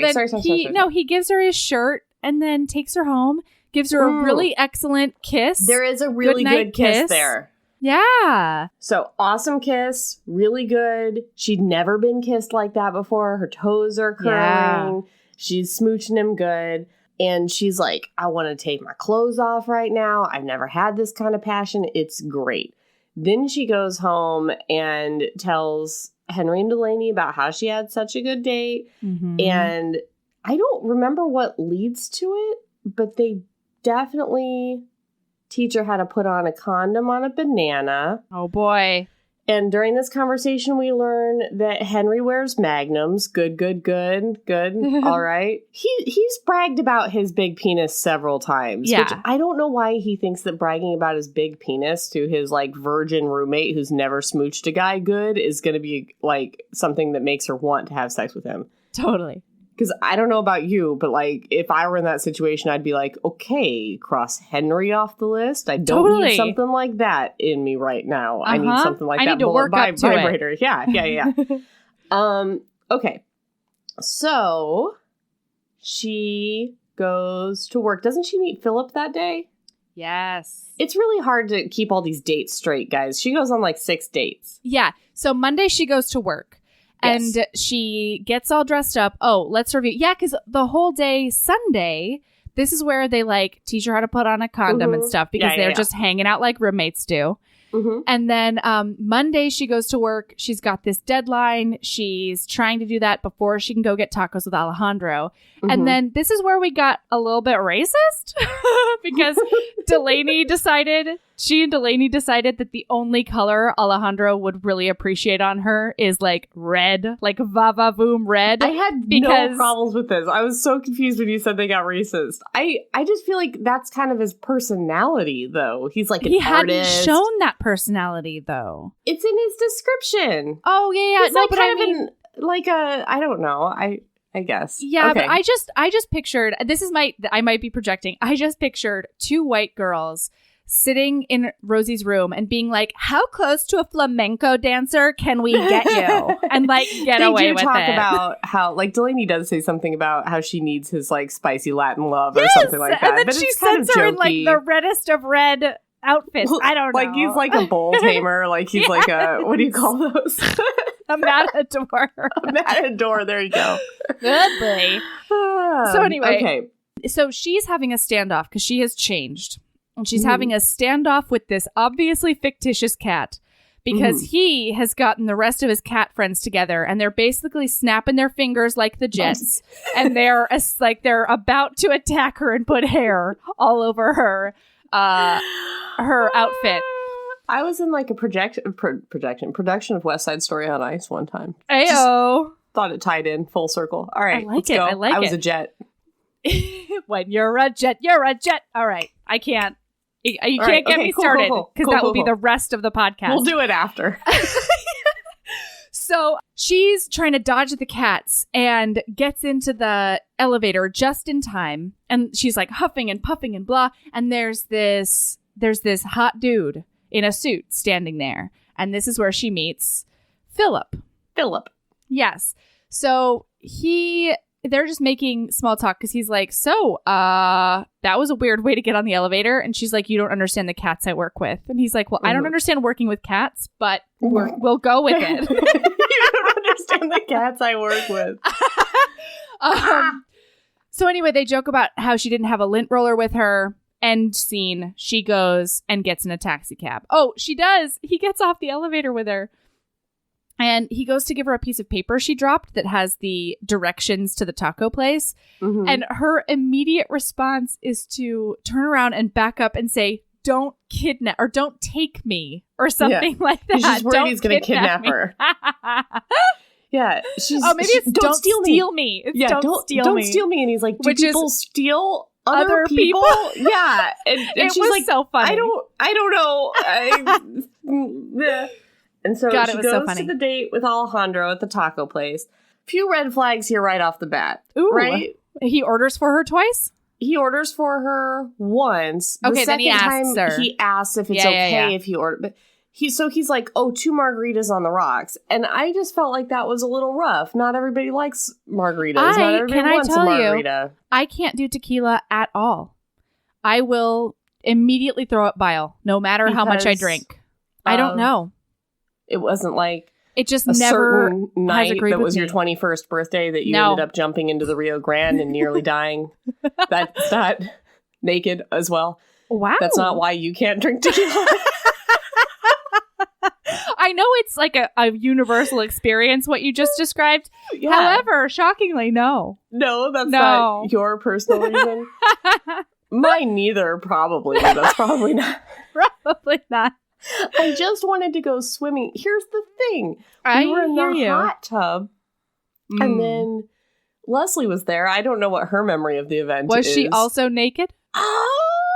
Maybe. I don't know. So I just remember it being very hot in the hot spring. We were in the hot springs. And I was like, it's hot. It's hot in the hot springs. Because we were like, you know what would cool us down? The Rio Grande. Oh, God. Nearly died. Oh, boy. Yeah, a nice man fished us out. All right, what's the next red flag? Sorry. Yes. Oh. So ordering for her is 1. Oh, the fact that he doesn't touch his margarita while she's done with hers. Oh, I didn't even notice that. I think it was by the time she's done. By the time she's done, he's like maybe a third of the way through. If my recollection is correct. I know what it is. What is it? So he's like, do you mind if I order the tacos? Which I think is totally fine if it's a restaurant that he goes to and he knows what the tacos are good. Yeah. So he gets the tacos. This is why we can't have the thing where you write it up at the end of the thing transcript, because I just said he knows what the tacos are good. And listeners will hear that and just like let it slide. Yeah, I know it'll that be they no will worries. because they have for 6 to 8 months. But the transcript readers will not let that slide. Anyway, so there's the tacos and she's like, these look great. And she's like, he says, would you like me to show me? Would you like me to show you how to eat them? And she, like a says fucking yes idiot, is just like, yeah, show me how to eat tacos. And he's like, I'd love to. Don't worry. Takes the lime, squeezes the lime on the taco. Yeah, it's a fish fucking taco. Then he picks it up, turns his head to the side. I mean, like Shaq. Taco. Yeah. That's right. That's how you eat a taco. That is an actual universal experience. Yeah. And now I wonder if maybe she's a replicant because she's like, oh. And then she took the lime just like he did. It's like it's described this way. Then she took her lime just like Alejandro did and squeezed it over the taco and then picked it up just like he did, turned her head and bit it. I'm like, you mean you ate a taco? Yeah, maybe she's meant to be with Lance and his craft breweries. Yes. Anyway. So then at the end of the dinner, Alejandro's like, oh, yes, I am an artist. Would you like to see my artistry? And she's like, drunk on 1 margarita. Yeah, because apparently they were really strong and I can relate to that. Yep. And he's like, don't worry, I chose a restaurant that's literally 1 door down from my apartment. Which he did say in his date description when he asked her out in the first place. So this was not a surprise. So I didn't find it creepy because she already knew he was taking her to a creepy restaurant right next to his house where he takes all the women, I'm sure. Oh, also, FYI, listener, her phone has died. And that is the reason she hasn't texted Henry. Oh, yeah. Henry wanted her to text him where she was, what the restaurant was, and I think what when time. She got there or something. Yeah. And she didn't. She left her phone at work. That's what it was. Yeah. And she didn't want to go face the gang of jet cats. Yeah, she couldn't go back and face those jets. All right. So he takes her up, and may I have it noted for the record right here that Alejandro got less than he deserved. He deserved more. So here we go. He Alejandro got less than he deserved? Uh-huh. Yeah. Whoa, that is a strong stance. I'll explain later. I just want that noted as we go into the scene. You mean of meanness? Yes. You mean of bad stuff? That's I thought right. you meant like she should have licked those balls better. And I was like, no. Melody Carlisle and a That would complete be 180 from really her entire off-brand. existence and personality. No wonder you were so befuddled. I was like, Erin, I know we have to agree on this. this. Never said a man has deserved anything sexually ever for any reason. It's true. Like, okay. Well, really, people. Nobody deserves No it. one. You have to. Oh my God. I was not inviting the speech. I was not. I had my soapbox already. I know, though. you set it all up. It was so fast, too. It went from 0 to full soapbox so fast, and I didn't even... Okay, so anyway, he did get less than he deserved. I agree. She walks in.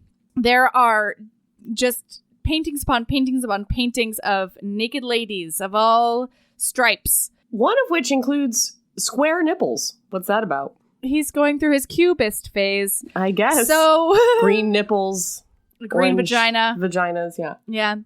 And then he's like, I also do self-portraits. Would you like to see? And she's like, oh, yeah, that would be lovely.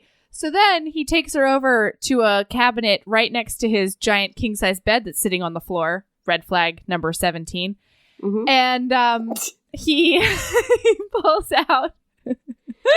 I don't care how avant-garde you fucking are. You can get yourself a bed frame. If nothing else, there's extra storage underneath. Be fucking practical, artists. That was an Erin moment with Melody. Bing, bing, bong. Melody turns into Erin for a moment and rails against artists and hippies for not having bed frames. This has been Melody plays Erin in a short play. Bing, boom, bong. Like, what the fuck? That is so off-brand. What are you doing? You are changing. We are becoming one. We're mind melding creepy fingers. Creepy fingers. No, I hate everything about Alejandro, and so he's oh, so you're me. just finding things. Okay. Yeah. So I thought the trunk on the floor was a little creepy. I feel like if you have a person-sized trunk, if you walk into a man's house and he has a trunk on the floor with locks on it that is the size of a person, you need get to the leave. Fuck out. Yeah, that's something. Fuck politeness. It's good. If it locks, get out of there from the outside. Get out of there. Yep. So he pulls out a canvas and then a couple more canvases, and they're all giant erect penises.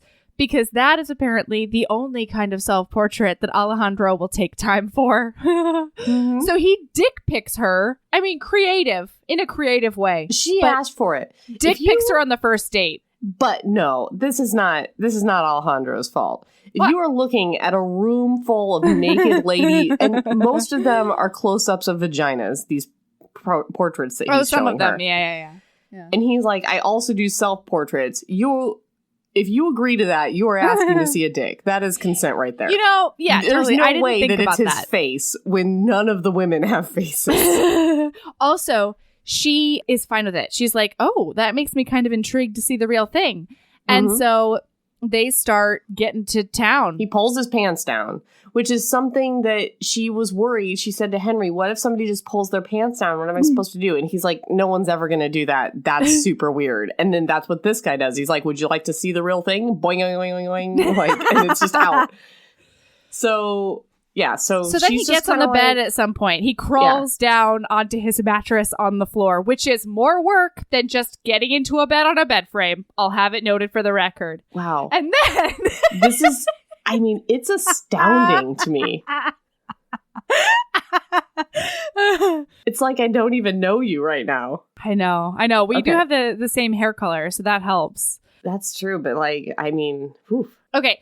So then she like crawls up on there and she's like, maybe I could do some things with this. And she like, if I remember in my imagination after reading this book, she like paws at it like a cat real quick. and then he starts like, stroking himself. You're teasing me. Yeah. Yeah. He starts stroking himself. Oh, and then she starts like licking around his thighs and licking around all the places. But then he puts his hand down on his cock so she can't actually get her mouth near his cock. And she's like, I don't really know what to do. Meanwhile, they've been talking about personscaping quite a bit. And Henry has told her how he takes care of things and he shaves or whatever. Alejandro doesn't do anything. So he's got crazy pubes all over his ball sack. And she's like, well, maybe I can dive in and try. I could try licking some balls. I think he tells her to lick his balls, right? I think maybe she starts and then he's like, oh yeah, lick my balls. She starts licking his leg for sure. That's part of it. Yes. She runs her tongue up his leg because she's like, I don't know what to do here, because she went down there to lick his penis, but she can't because he's jerking himself off at this point. So she's like, leg, I guess. I don't know. And then she kind of gets close to his balls and he's like, yeah, get in there, lick my balls. And she tries and it's way too hairy down there and she can't get it done. And which also, can I just say, PSA for everybody, there is no shame in being like, how about a quick shower before we get busy? Because I don't know how much he's sweat that day. I don't know what's in there. Just quick little shower. Both of us need it. This is the second time we've given this PSA. This PSA was already put out in Knight in Shining Armor Part 2. Oh, yeah. We were very surprised that Douglas didn't say, hey, wash your dick. Right. But she could have. All right, so she gets a pube stuck in the back of her throat. And she's trying to get it out and also pull her head away. And this is when Alejandro, the absolute douche nozzle, pulls her head and like pushes it down again, forcing her back into his nutsack. And that, bing boom bong, Law and Order with Erin, has effectuated a crime. A crime has now been committed. Oh. By Alejandro. It is a sex offense. Really? Yes. That's great. Absolutely. Huh. How is that not an attempt? You put your hand on the back of her head, you force her head down in the hopes that her mouth touches your balls? That's an attempt. That's at a sexual contact. Correct. Yeah. And if her mouth does touch your balls, that's an effectuated crime. That's a forcible sexual contact. Wow. Whatever state you're in, that's some kind of something. I like it. Good. So, because if nothing else, it's fucking rude. Like, it's super not rude. Okay. Not okay. So, I'm glad we got a Law and Order with Erin in there. That's really good. Bing, bong. So then, all of a sudden, she can't get her face out of his ballsack. She can't get the hair out of her throat. And that leads to her gagging and then throwing up her margarita and all of her fish tacos. He pushes her head down several times. Like, several times she's like, I don't want to do this. And he's like, I do want you to do it, though. Like, it's not just like one time. It wasn't a misunderstanding. She was pretty clear. Yeah, it's really not okay. And I was super uncomfy. But then she takes care of it by throwing up all over his cock and balls. Takes care of it. And the other thing I love about our Rosie is that she didn't stick around to be like, oh, I'm so sorry about that awful thing I did. She was just like, I don't care what level experience I have. Done. She didn't really say, like, you did something wrong because she was still embarrassed about it. And I'm like, girl, you have nothing to be embarrassed about. He went to the bathroom. She just took off. Yeah. She took off so fast that she stepped through one of his cock portraits and just kept going. So she ended up with a cock portrait in the cab with her. That she had like kicked through. Yeah. It was around stuck her on her ankle leg. As she left. Yeah. So she goes home and Henry's waiting for her. She tells him all about the shit. And he's like, first of all, good on Henry. He's like, I can't believe that fucker forced you. Henry called it immediately. Yeah. So I was really, really pleased with that. And, he told her that, she did nothing wrong, that she should not upset. be ashamed. She's crying. Yes. She's not okay. He's holding her and telling her, no, that was all his fault. That is some bullshit. Don't feel bad about that. And I was really pro Henry at this point. So Alejandro is never heard from again. Thank fucking Christ. Right. The next thing that happens is the next day she gets on her dating profile. There's a guy named Greg who seems super sweet, has a dog. Henry said that he was creepy and that she shouldn't go out with him, but she is her own person, it turns out. And which I dug. Goes ahead and sets up a date with him, but I don't know where. Like, I don't know, like, on what day or whatever, but it's like sometime that week she sets up a date with Greg. Then that night is when Henry fucking does a swan dive off the deep end of terribleness. Yeah. She's just at home, minding her own fucking business. Yeah. Having a quiet night. He's super duper duper drunk. And she's like, what's wrong? And he's like, oh, what's wrong is like, I can't get it up anymore because you're so fucking bad at dating. And you come home and tell me about your shitty dating life. And now I can't get an erection. It's rubbing off on me. Yeah. Yeah, your bad luck about like your baby powder mishaps and your splitting your pants and your throwing up on people. He's like, all I can think about is you throwing up on people, and now I'm bad at sex. And so she is understandably pissed off by that. And I love that she was immediately like, you don't get to treat me like this. I don't know what the fuck your problem is, but I did not create any badness in your life. That is not on me. That's on you, Henry. So figure your life out. And she slams the door and goes to bed. He accuses her of telling him those stories on purpose to sabotage his sex life. And she's like, what the hell? You're my friend. I just thought that was mean. Also, because he's projecting every time he's like, that dude's creepy, don't go out with him, or shows up at a venue where he knows she's going to be with a date, he is sabotaging her on purpose. Yeah, and then at the end of that, she's trying to get him out. So he kind of like switches from being an asshole to being like, oh no, you're mad at me? I'm so sorry. And she's like, leave my room, and pushing him away. And then they do one of those like kind of slap kiss moments where she's like, leave. And then it says his eyes were glazed over and the real Henry was slowly starting to peek through as he matched my stare with his. His features softened and he brushed my face with the pad of his thumb. It was slightly startling how quickly his demeanor changed when I was in his arms. Pain ran through his voice as he said, Rosie, you're beautiful. Do you know that? She says, get out of here, Henry. You're drunk and you're being an ass and I don't want you near me. Yes. Go, Rosie. Yes. Then he says, yeah, you never want me. Story of my life. And leaves.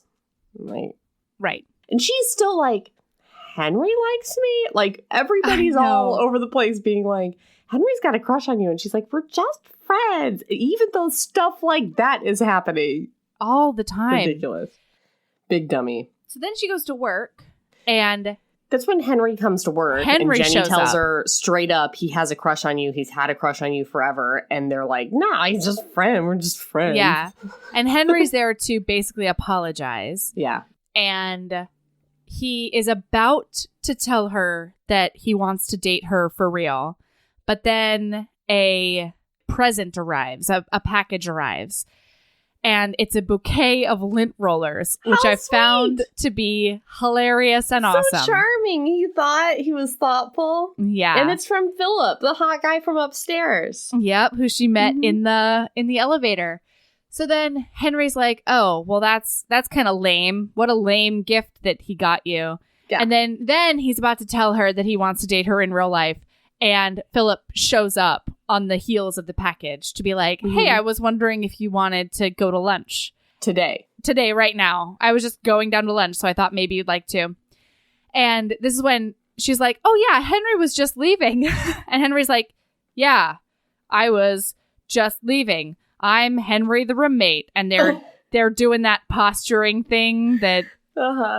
that dudes in romance novels do. He calls her love like 16 times during that conversation. In a matter of four sentences. Yeah. He manages to just strong arm it in there, and he gives her a long hug. Yeah. I'm sure he's making eye contact with Philip while he's giving her the hug. Yeah, it's cute when Josh from The Hating Game does it. It's not cute when Henry does it, because Henry's already been an asshole for so long that I'm not into it anymore. So she does go to lunch with Philip. Yeah. They have broccoli cheddar at a little cafe, like a hole-in-the-wall cafe.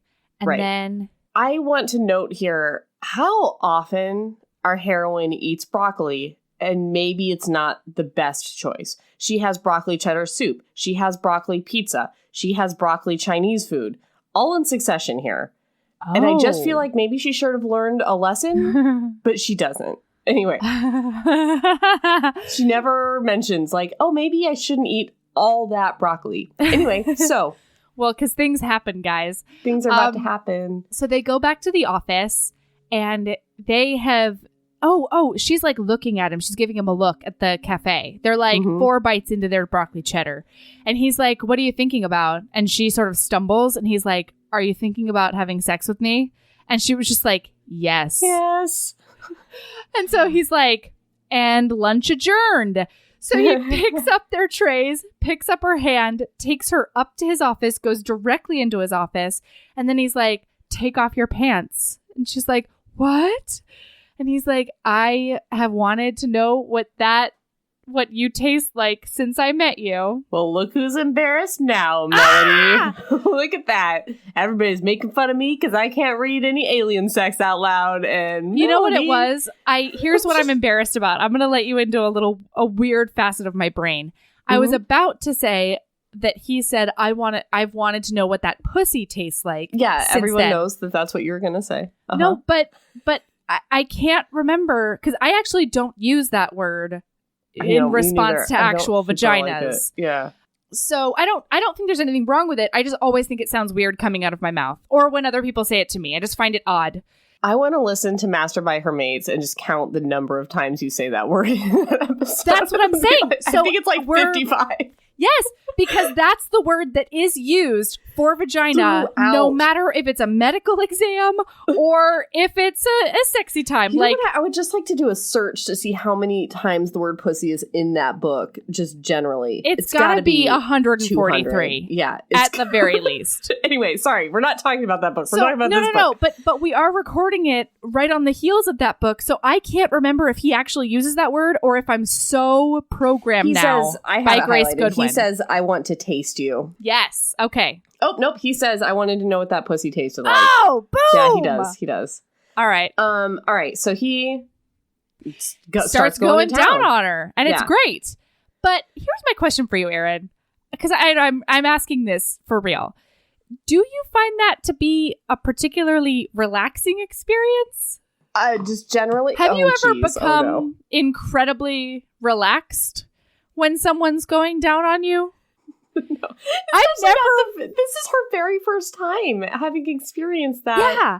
And also, like, personally, I don't think that sex is very relaxing. I am relaxed afterwards. But I think that it's her first time. There's a lot of clenching and unclenching. There's a lot of stuff going on down there. That's what I think is happening. I don't know. I'm never relaxed when I'm about to orgasm. Like, there's nothing about me that's relaxed. It's all about the coiling of tension and the release, listen, guys, right? This is what happens. She farts on his face. But here's the thing. So she farts on his face. This is what we're talking about. She says that she got so relaxed because there's like a whole page of all the pressure building. This is her first orgasm. And did she fart on his face? But I think like the amount of like pressure that's building up and then the release that's about to happen, I think it's absolutely like something that could happen. Yes. I just had a problem with like, I'm just a noodle on his desk and so a fart slipped out. Like that made no sense to me. Yeah. And maybe that's so you're just saying the way it was described. Yeah, maybe that's not weird. What it actually happened. But I was like, I don't know why that would be a relaxing experience. That should be like an ecstatic experience. Imagine that you eat so much broccoli that you have to put broccoli on your pizza. Yes. She loves broccoli. Loves that cruciferous veg will get you every time. Also, okay, so when she displays herself to him, sitting on his desk, he says, I didn't peg you for a waxer. Fair, yes, he says that. Oh. Then he says, your pussy pleases me. Which, fine. But she said, he says, Rosie, your pussy pleases me. I didn't expect you to be a waxer, but I couldn't be happier. She, in her brain, says, my pussy pleased him? Well, thank the heavens for his approval, I thought sarcastically. And then she goes into this whole thing of like, that's such a weird thing to say. Like, no one ever says that in the books I read. And I'm like, they don't? Again, what kind of books are you reading? Because they always say shit like that. I really can't. I really don't know what book she's reading. I really cannot figure it out. Okay, so after she farts on his face, she literally says, whoever smelt it, dealt it, and kind of giggles. He is super duper disgusted and goes to his office bathroom, and she just gets the fuck out of there. Then that night, she orders pizza with Henry, and they're going to go watch Indiana Jones. No, she gets Chinese food. Fucking beef and broccoli. Rosie. You just farted literally on a man's face. Yeah, just maybe lay off the cruciferous veg. Just for 6 hours. So they kind of get into a conversation where he's like, he basically says, I'd really like to date you. Oh, wait. First, he says, don't worry, Rosie. I've had 2 women fart on my face. I find it to be a compliment because, again, if I can relax a woman that much, maybe it's a different, not a physical relaxation, but just like a comfort level relaxation. I just cannot understand being that relaxed that a fart slips out, like, when you're about to come. I can understand, like, just being really gassy. I get that.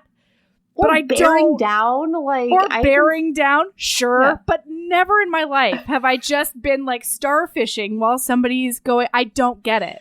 Mel, I think everybody's different, and everybody's orgasm is different. I know. I'm just telling you that I'm befuddled. So if that's the way you come, HBs, please email us. No, don't email us. Don't listen to Erin. She doesn't look at the email anyway. Melanie, I don't want to know. They're all my friends. They're all my internet friends, and I don't need to know. Frankly, that's one of the reasons I want to know. Be my friend.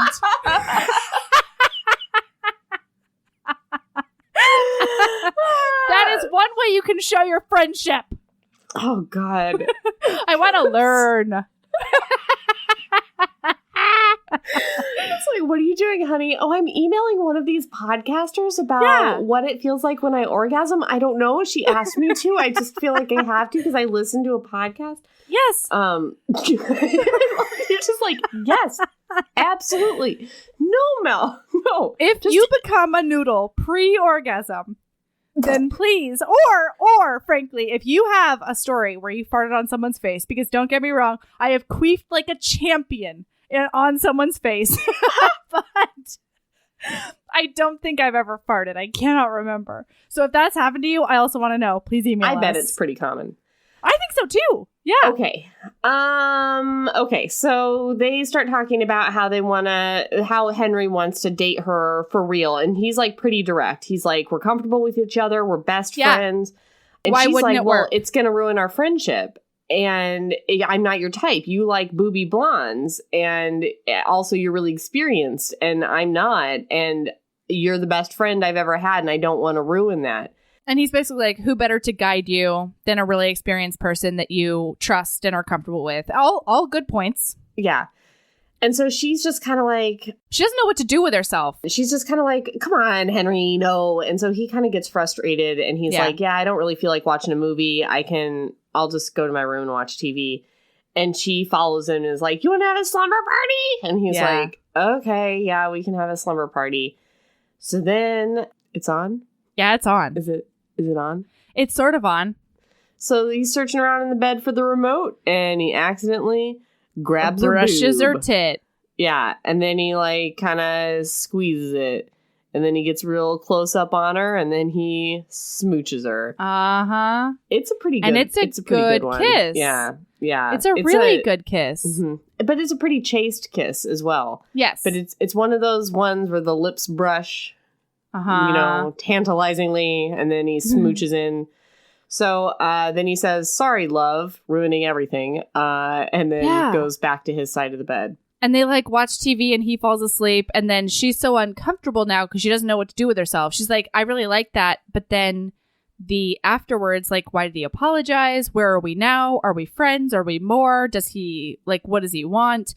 Right. Which I'm also like, Rosie, he told you what he wants. He said it out loud. Yeah. What's your problem? She's a dummy. Because he said then, the next night, she's going to go out with Greg, the dog person. No, wait, she's going to go out with Lance. No, Greg. Is it Greg? No, Lance. No, Greg. Greg. It's Greg. Sorry, guys. There's so many men in this book. There's so many. She's going to go out with Greg. And Henry's like, oh, you're dressed too sexy to go out with Greg. That's right. I think you should change. And she's like, I'm wearing not a top change. and you jeans. You don't dictate what I wear. And he's like, not only should you should change into a swing dress and go out dancing with me because it's Friday night swing night. And she's like, I'm not going to cancel on Greg. I made plans 15 minutes before our date. Like, that's very rude and I'm not going to do it. And he's very like, harumph. Yeah, he gets super pissed. Oh, and isn't this while they were at the table, while they were sitting there, her mom called. Right. The night invites before. them to brunch on Sunday. Yeah.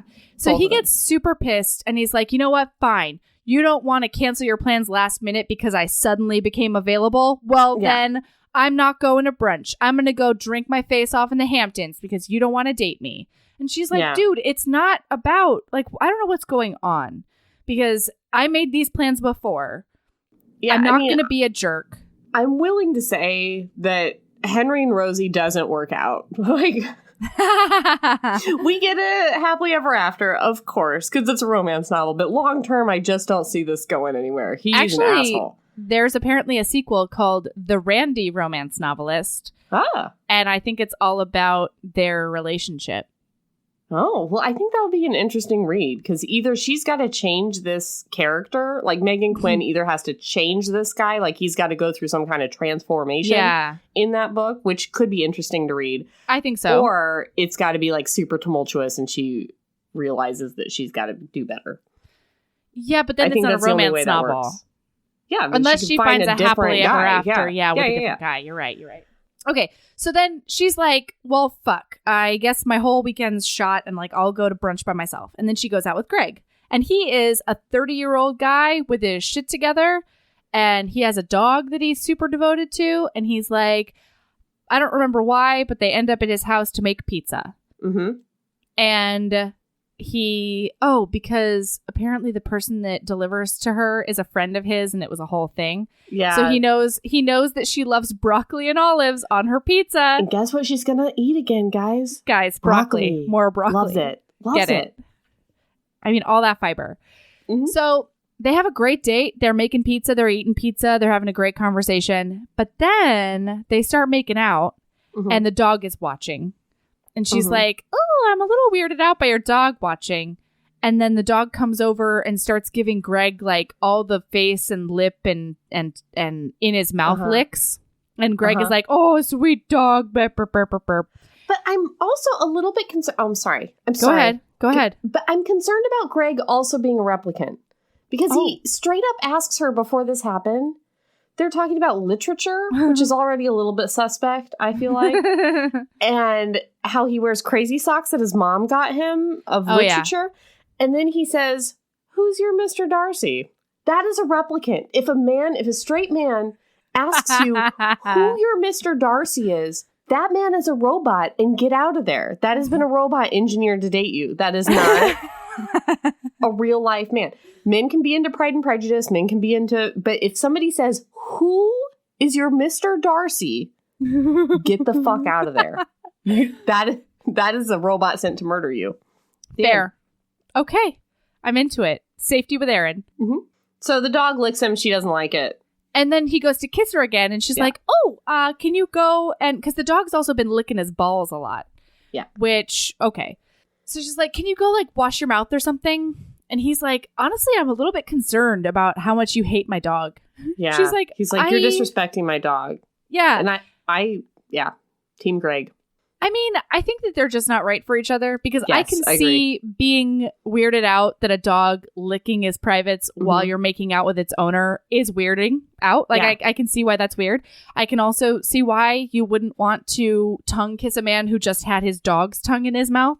Sure. I mean, human mouths are dirtier than dogs, but it's the principle of the thing, really. Mm-hmm. Yeah, but you know, I don't want any other animal's tongue in your mouth unless I expressly told you could. If we're in a monogamous relationship, I'm just Team Greg because I feel like if somebody came into my house and disrespected Rooster, they would have to leave. And it is impossible not to be disgusted by Rooster. She is objectively disgusting. She's gross. Everything about her is super gross. And so she's also so charming. Oh, I don't even know. She's such an asshole. She's like occasionally racist. Like she's a big Trump supporter. It's rough. Okay. All right. Moving on from Rooster. Okay. So then she has a Saturday date with Lance planned because this is Friday night. Henry's gone because he's in the Hamptons getting drunk, trying to get over her. Mm-hmm. She goes, oh, God, this date with Lance. I can't. I was so defeated by the time we read about this thing. I'm exhausted. Yeah. She goes out with Lance is great. He's the perfect man. His smooches are good. The best smooch that's ever been. Yeah. She is straddling him. She goes to take out his wiener and it's crooked. And she freaks the fuck out and calls Delaney in the bathroom. Then comes back in and is like, just says all the things she has to say. She thinks she has to say to make him be repulsed by her. Like, I'm in love with you. I have a love fern or whatever. Like, if you really liked How to Lose a Guy in 10 Days, you will like this book. I did really I found the way that she told him off to be hilarious. I will say that. I hated it. I mean, I just feel like I don't know. No, I know. Felt like she was penis discriminating and it was not fair to Lance. I looked it up because I was like, how crooked could it possibly be to like scare a person? Mm-hmm. And there are like medically problematic crooked penises. And there's like surgeries and stuff. I noticed your penis is a right angle. How you want me to go about that? How do I get things into places? Yeah, can you, because you've obviously had sex and he had no problem. It wasn't like, hey, FYI, I have a super crooked dick. Yeah. Like he obviously knows that there are things you can do with it. So, which made me think that it wasn't all that crooked. I feel like if it was so crooked, then he probably would have warned her. I don't know. I just felt like her handling of this was so very immature that it really turned me off to her. No, it was. But it just got me into that love fern mentality. And she's literally like, I just love you so much and I want to have 6 of your babies. And I know that we just met, but I think that we're fated. And I just want to propose to you right now and take you home to my parents tomorrow. And he's like, this got weird. We just met. And she's like, I know, but okay, well, if you're not into it, then bye.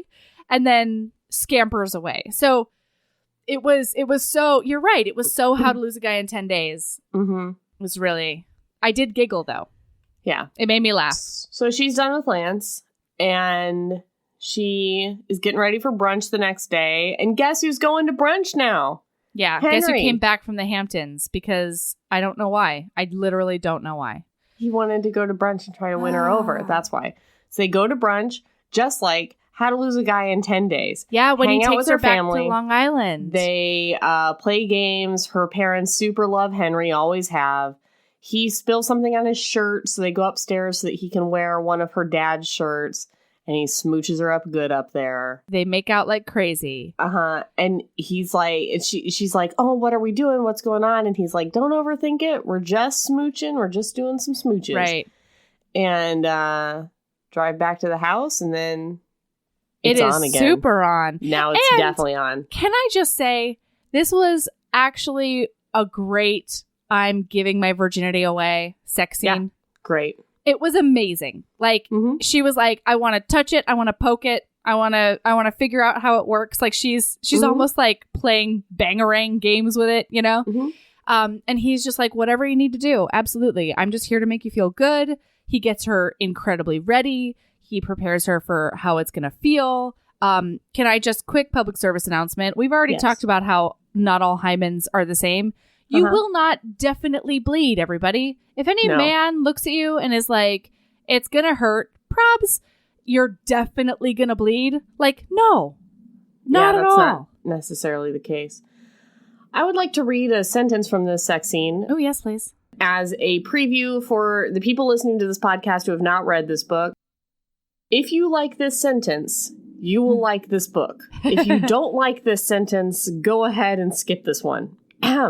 With just a light squeeze from him, he had me begging for more. Who knew that getting your boobs squeezed was such an integral part of being turned on? Hell, they were dangling milk sacks on a woman's body, but Jesus, Mary, and Joseph were they the pleasure button that shot straight to my lady cactus with a hydration mechanism. If you thought that sentence was charming and funny, you will like this book. That's actually a really good... I read that sentence and I was like, that is this book in a nutshell. Yeah. Laughable inexperience with real crazy weird ways of explaining things and like a level of dummy that you don't quite get. Yeah. Yeah, but she's charming. So charming. Cactus with a hydration mechanism is a funny thing to say. It is. All right. Okay.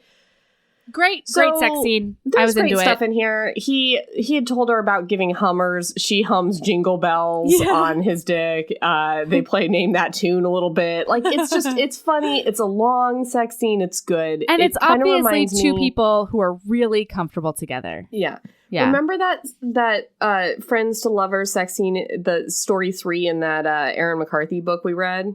The very first book we read? It kind of reminded me of that sex scene. Just a really great friends, comfortable, good stuff. Yeah. And then I have to say also, several times when she gets turned on, she talks about clapping her lady folds together. Oh, she's always clapping her lady folds. She's it made me so uncomfortable. Her vagina is named Virginia, fine. But she's always saying that Virginia is clapping her folds. Clapping her folds like she's applauding. And I just don't understand it. It happened at least 5 times in the book, and every time I highlighted it in orange, being like, no. No, every time I highlighted it in orange too, but I just stumbled across another one and I wrote, stop it with the folds. I don't want to. You know what it reminds me of is Belinda Blinked. Have you read or have you listened to My Dad Wrote a Porno? No, but I need to. It's a podcast. That's apparently an amazing podcast. It is. And one of the things that his dad consistently writes in his porno book is that her lids, meaning lips, but lids, her vagina lids, popped open. Ow! in surprise. Like, to be like, her lids popped open to be like, ooh, a penis. So it's like a constant throughout that podcast. And that's what it reminded me of. Like her lids clapping together in happiness. Amazing. Okay. All right. We got to wrap this up. Yeah, we got to wrap this up. So here's what, in quick succession, here's what happens next. She gets a call from Atticus. Doesn't answer the phone. She just checks the voicemail because she got called while they were having sex. Mm-hmm. She looks over at him. She's like, Atticus left me a voicemail. He immediately freaks the fuck out and is like, well, I guess you should be glad that I took your virginity then so that you can be all happy with Atticus forever and ever. She didn't even talk to him. She didn't even make any comment about whether she wanted to go out with him again or not. Didn't say a goddamn word except Atticus called. Red flag. Yeah, he flips. Yeah. So he, in the matter of a day... he kicks her out of his bedroom, basically. He goes to shower. She leaves. It goes from awesome sexual experience to totally traumatic because he's super pissed at her. Mm-hmm. And apparently that day, he called his ex-girlfriend to say that he wanted to not only get back together, but also move in together. Yeah. Poor girl. So, he's just using poor her. Tammy. Yeah. So by Wednesday, they haven't spoken. By Wednesday, she sees moving boxes in the house and she's like, what the fuck is going on? And goes to knock on his door. His now girlfriend answers in just her underwear and a shirt. And he's splayed out on his bed, naked in the sheets. Mm-hmm. And she's like, oh my God, it's so good to see you. I haven't seen you in ages. Henry called me on Sunday. We're getting back together. We're going to move in together. Also Tammy, honey. Mm-hmm. If you haven't been together in a really long time and then all of a sudden he wants to move in, why are you jumping at the chance? That doesn't make any sense to me, Tammy. Maybe figure some things out personally. Okay. So then she flips and then then Henry follows Rosie out. Tammy is hanging in the bedroom. He's trying to talk to Rosie to be like, oh, hey, what's going on? Why are you so upset? And he looks back at Tammy and he says, go back in my room and wait. Mm-hmm. And so dutiful Tammy shuts the door and just waits as he tries to get a gauge on whether the girl he actually wants is falling for the ploy.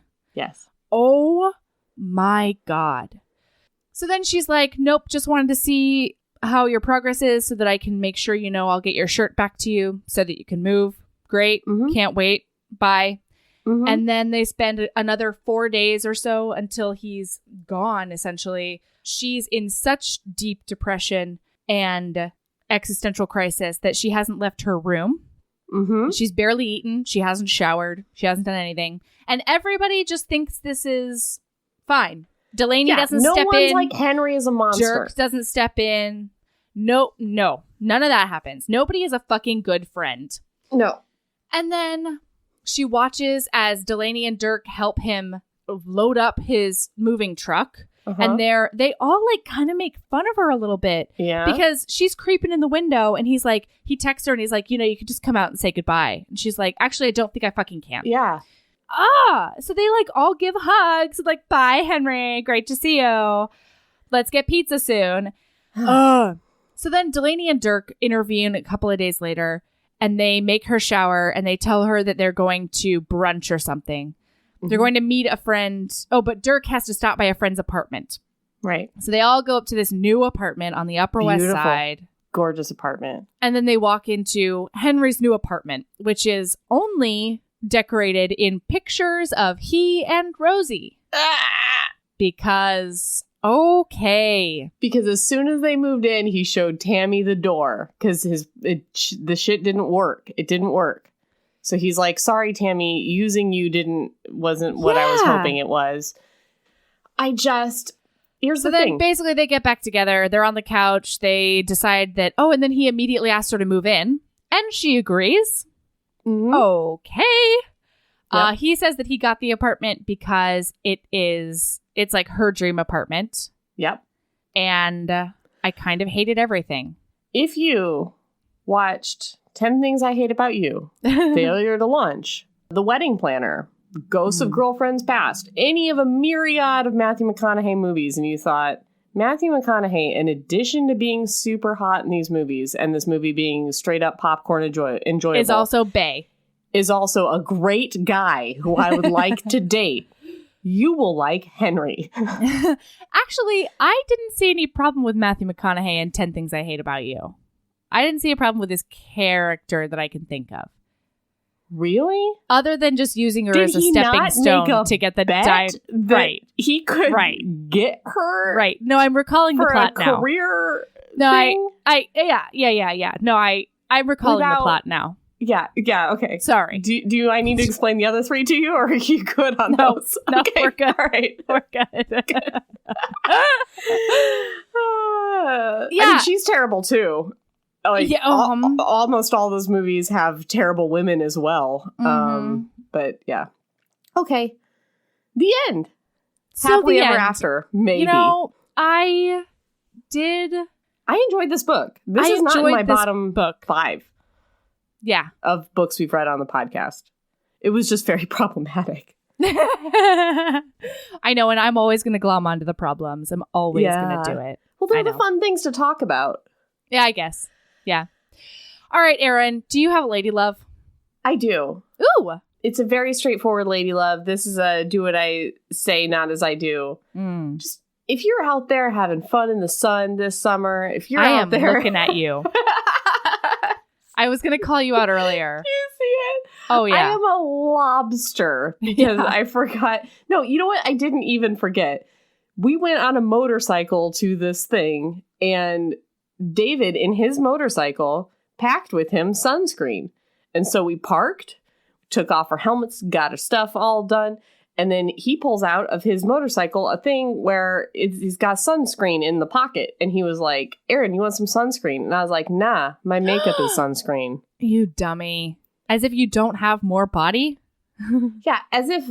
Also, as if SPF 15 is going to cut it for I don't know how many hours you were out there. Honestly, Erin. Of my Irish and Dutch heritage. I know. My skin is so iridescent. You can see my veins in my arms and legs. Not like they're spider veins, but just you can see them underneath my translucent skin, pumping the blood to and fro my heart. Yep. I don't know why. I am a phlebotomist dream. They love me. I just hadn't felt the sun in so long. I just wanted it to touch my skin. I know. Also, everybody, I want it noted for the record that when we started the podcast today, Erin was like, oh my God, it's so hot in here. It's so hot in here. It's 80 degrees in Alaska. No one has air conditioning. Yeah, it's super duper hot in here. Because I gotta close the door and there's a big window. And I love 80 degrees. All right, here's my lady love. Yeah. Hide vegetables from yourself.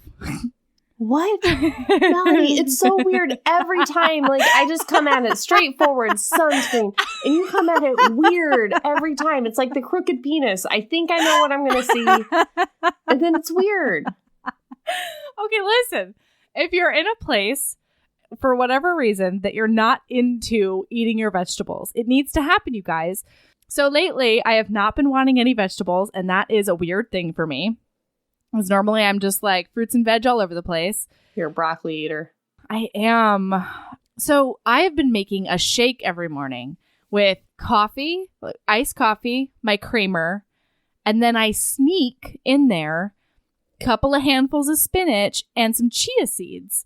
And you can't taste the spinach or the chia seeds because of the coffee and the yummy, yummy International Delight creamer. And so every morning, guys, I make myself this awesome, healthy thing where I know I'm getting my vegetables at the beginning of the day. I know that I'm doing my work, but I can't tell. Melody, that sounds so straight up disgusting. I can't even handle myself I understand that, but you cannot Spinach taste plus it. Coffee? Like, what even possessed you to even You can't taste make it. that decision? It's a shake. It's a shake. You can't taste it. No, I understood the mechanics of the situation. There's no spinach taste. Sometimes I think about drugs. Like, I think about, like, Special K. And, like, who was the first person to be like, horse tranquilizers, but we put them in an oven? Like, you know, like, who was the first person? Like, I want to know where your mindset was when you were like, oh, here's why. Because I'm going to put spinach in my coffee. Well, because I like to make myself a shake sometimes, but I'm not a big fan of like the dairy or almond milk plus fruit taste. I don't know why, it just doesn't really work for me. I either want like a sorbet plus fruit and vegetables or like an ice plus fruit and vegetables. I don't want any like dairy or almond milk or anything in there. So I thought to myself, I'm going to drink coffee anyway. And now that it's summer, it's going to be cold coffee. I might as well add some ice in there.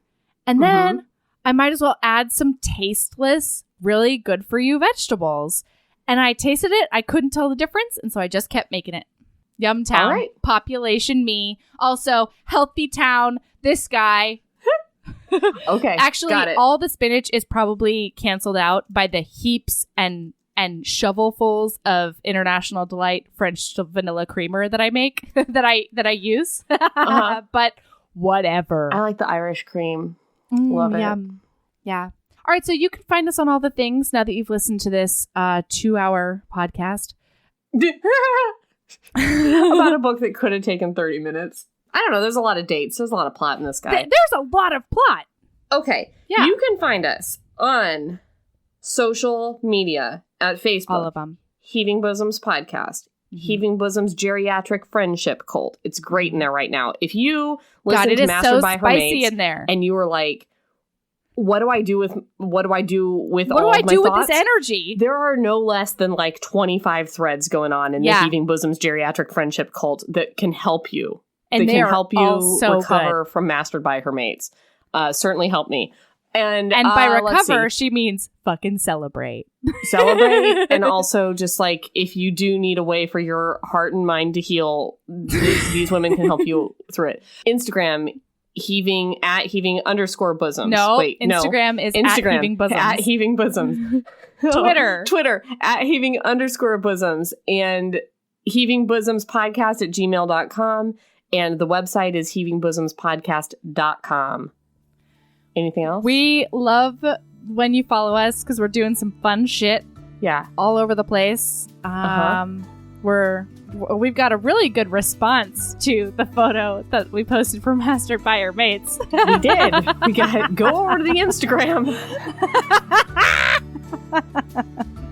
And chickity check it out. All right. I love you so much. Yes. I love you.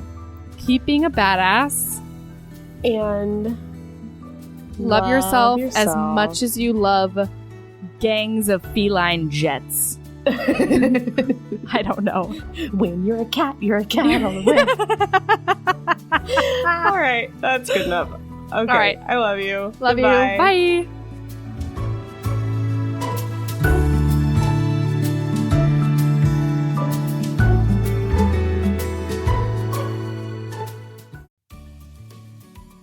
Hey, you.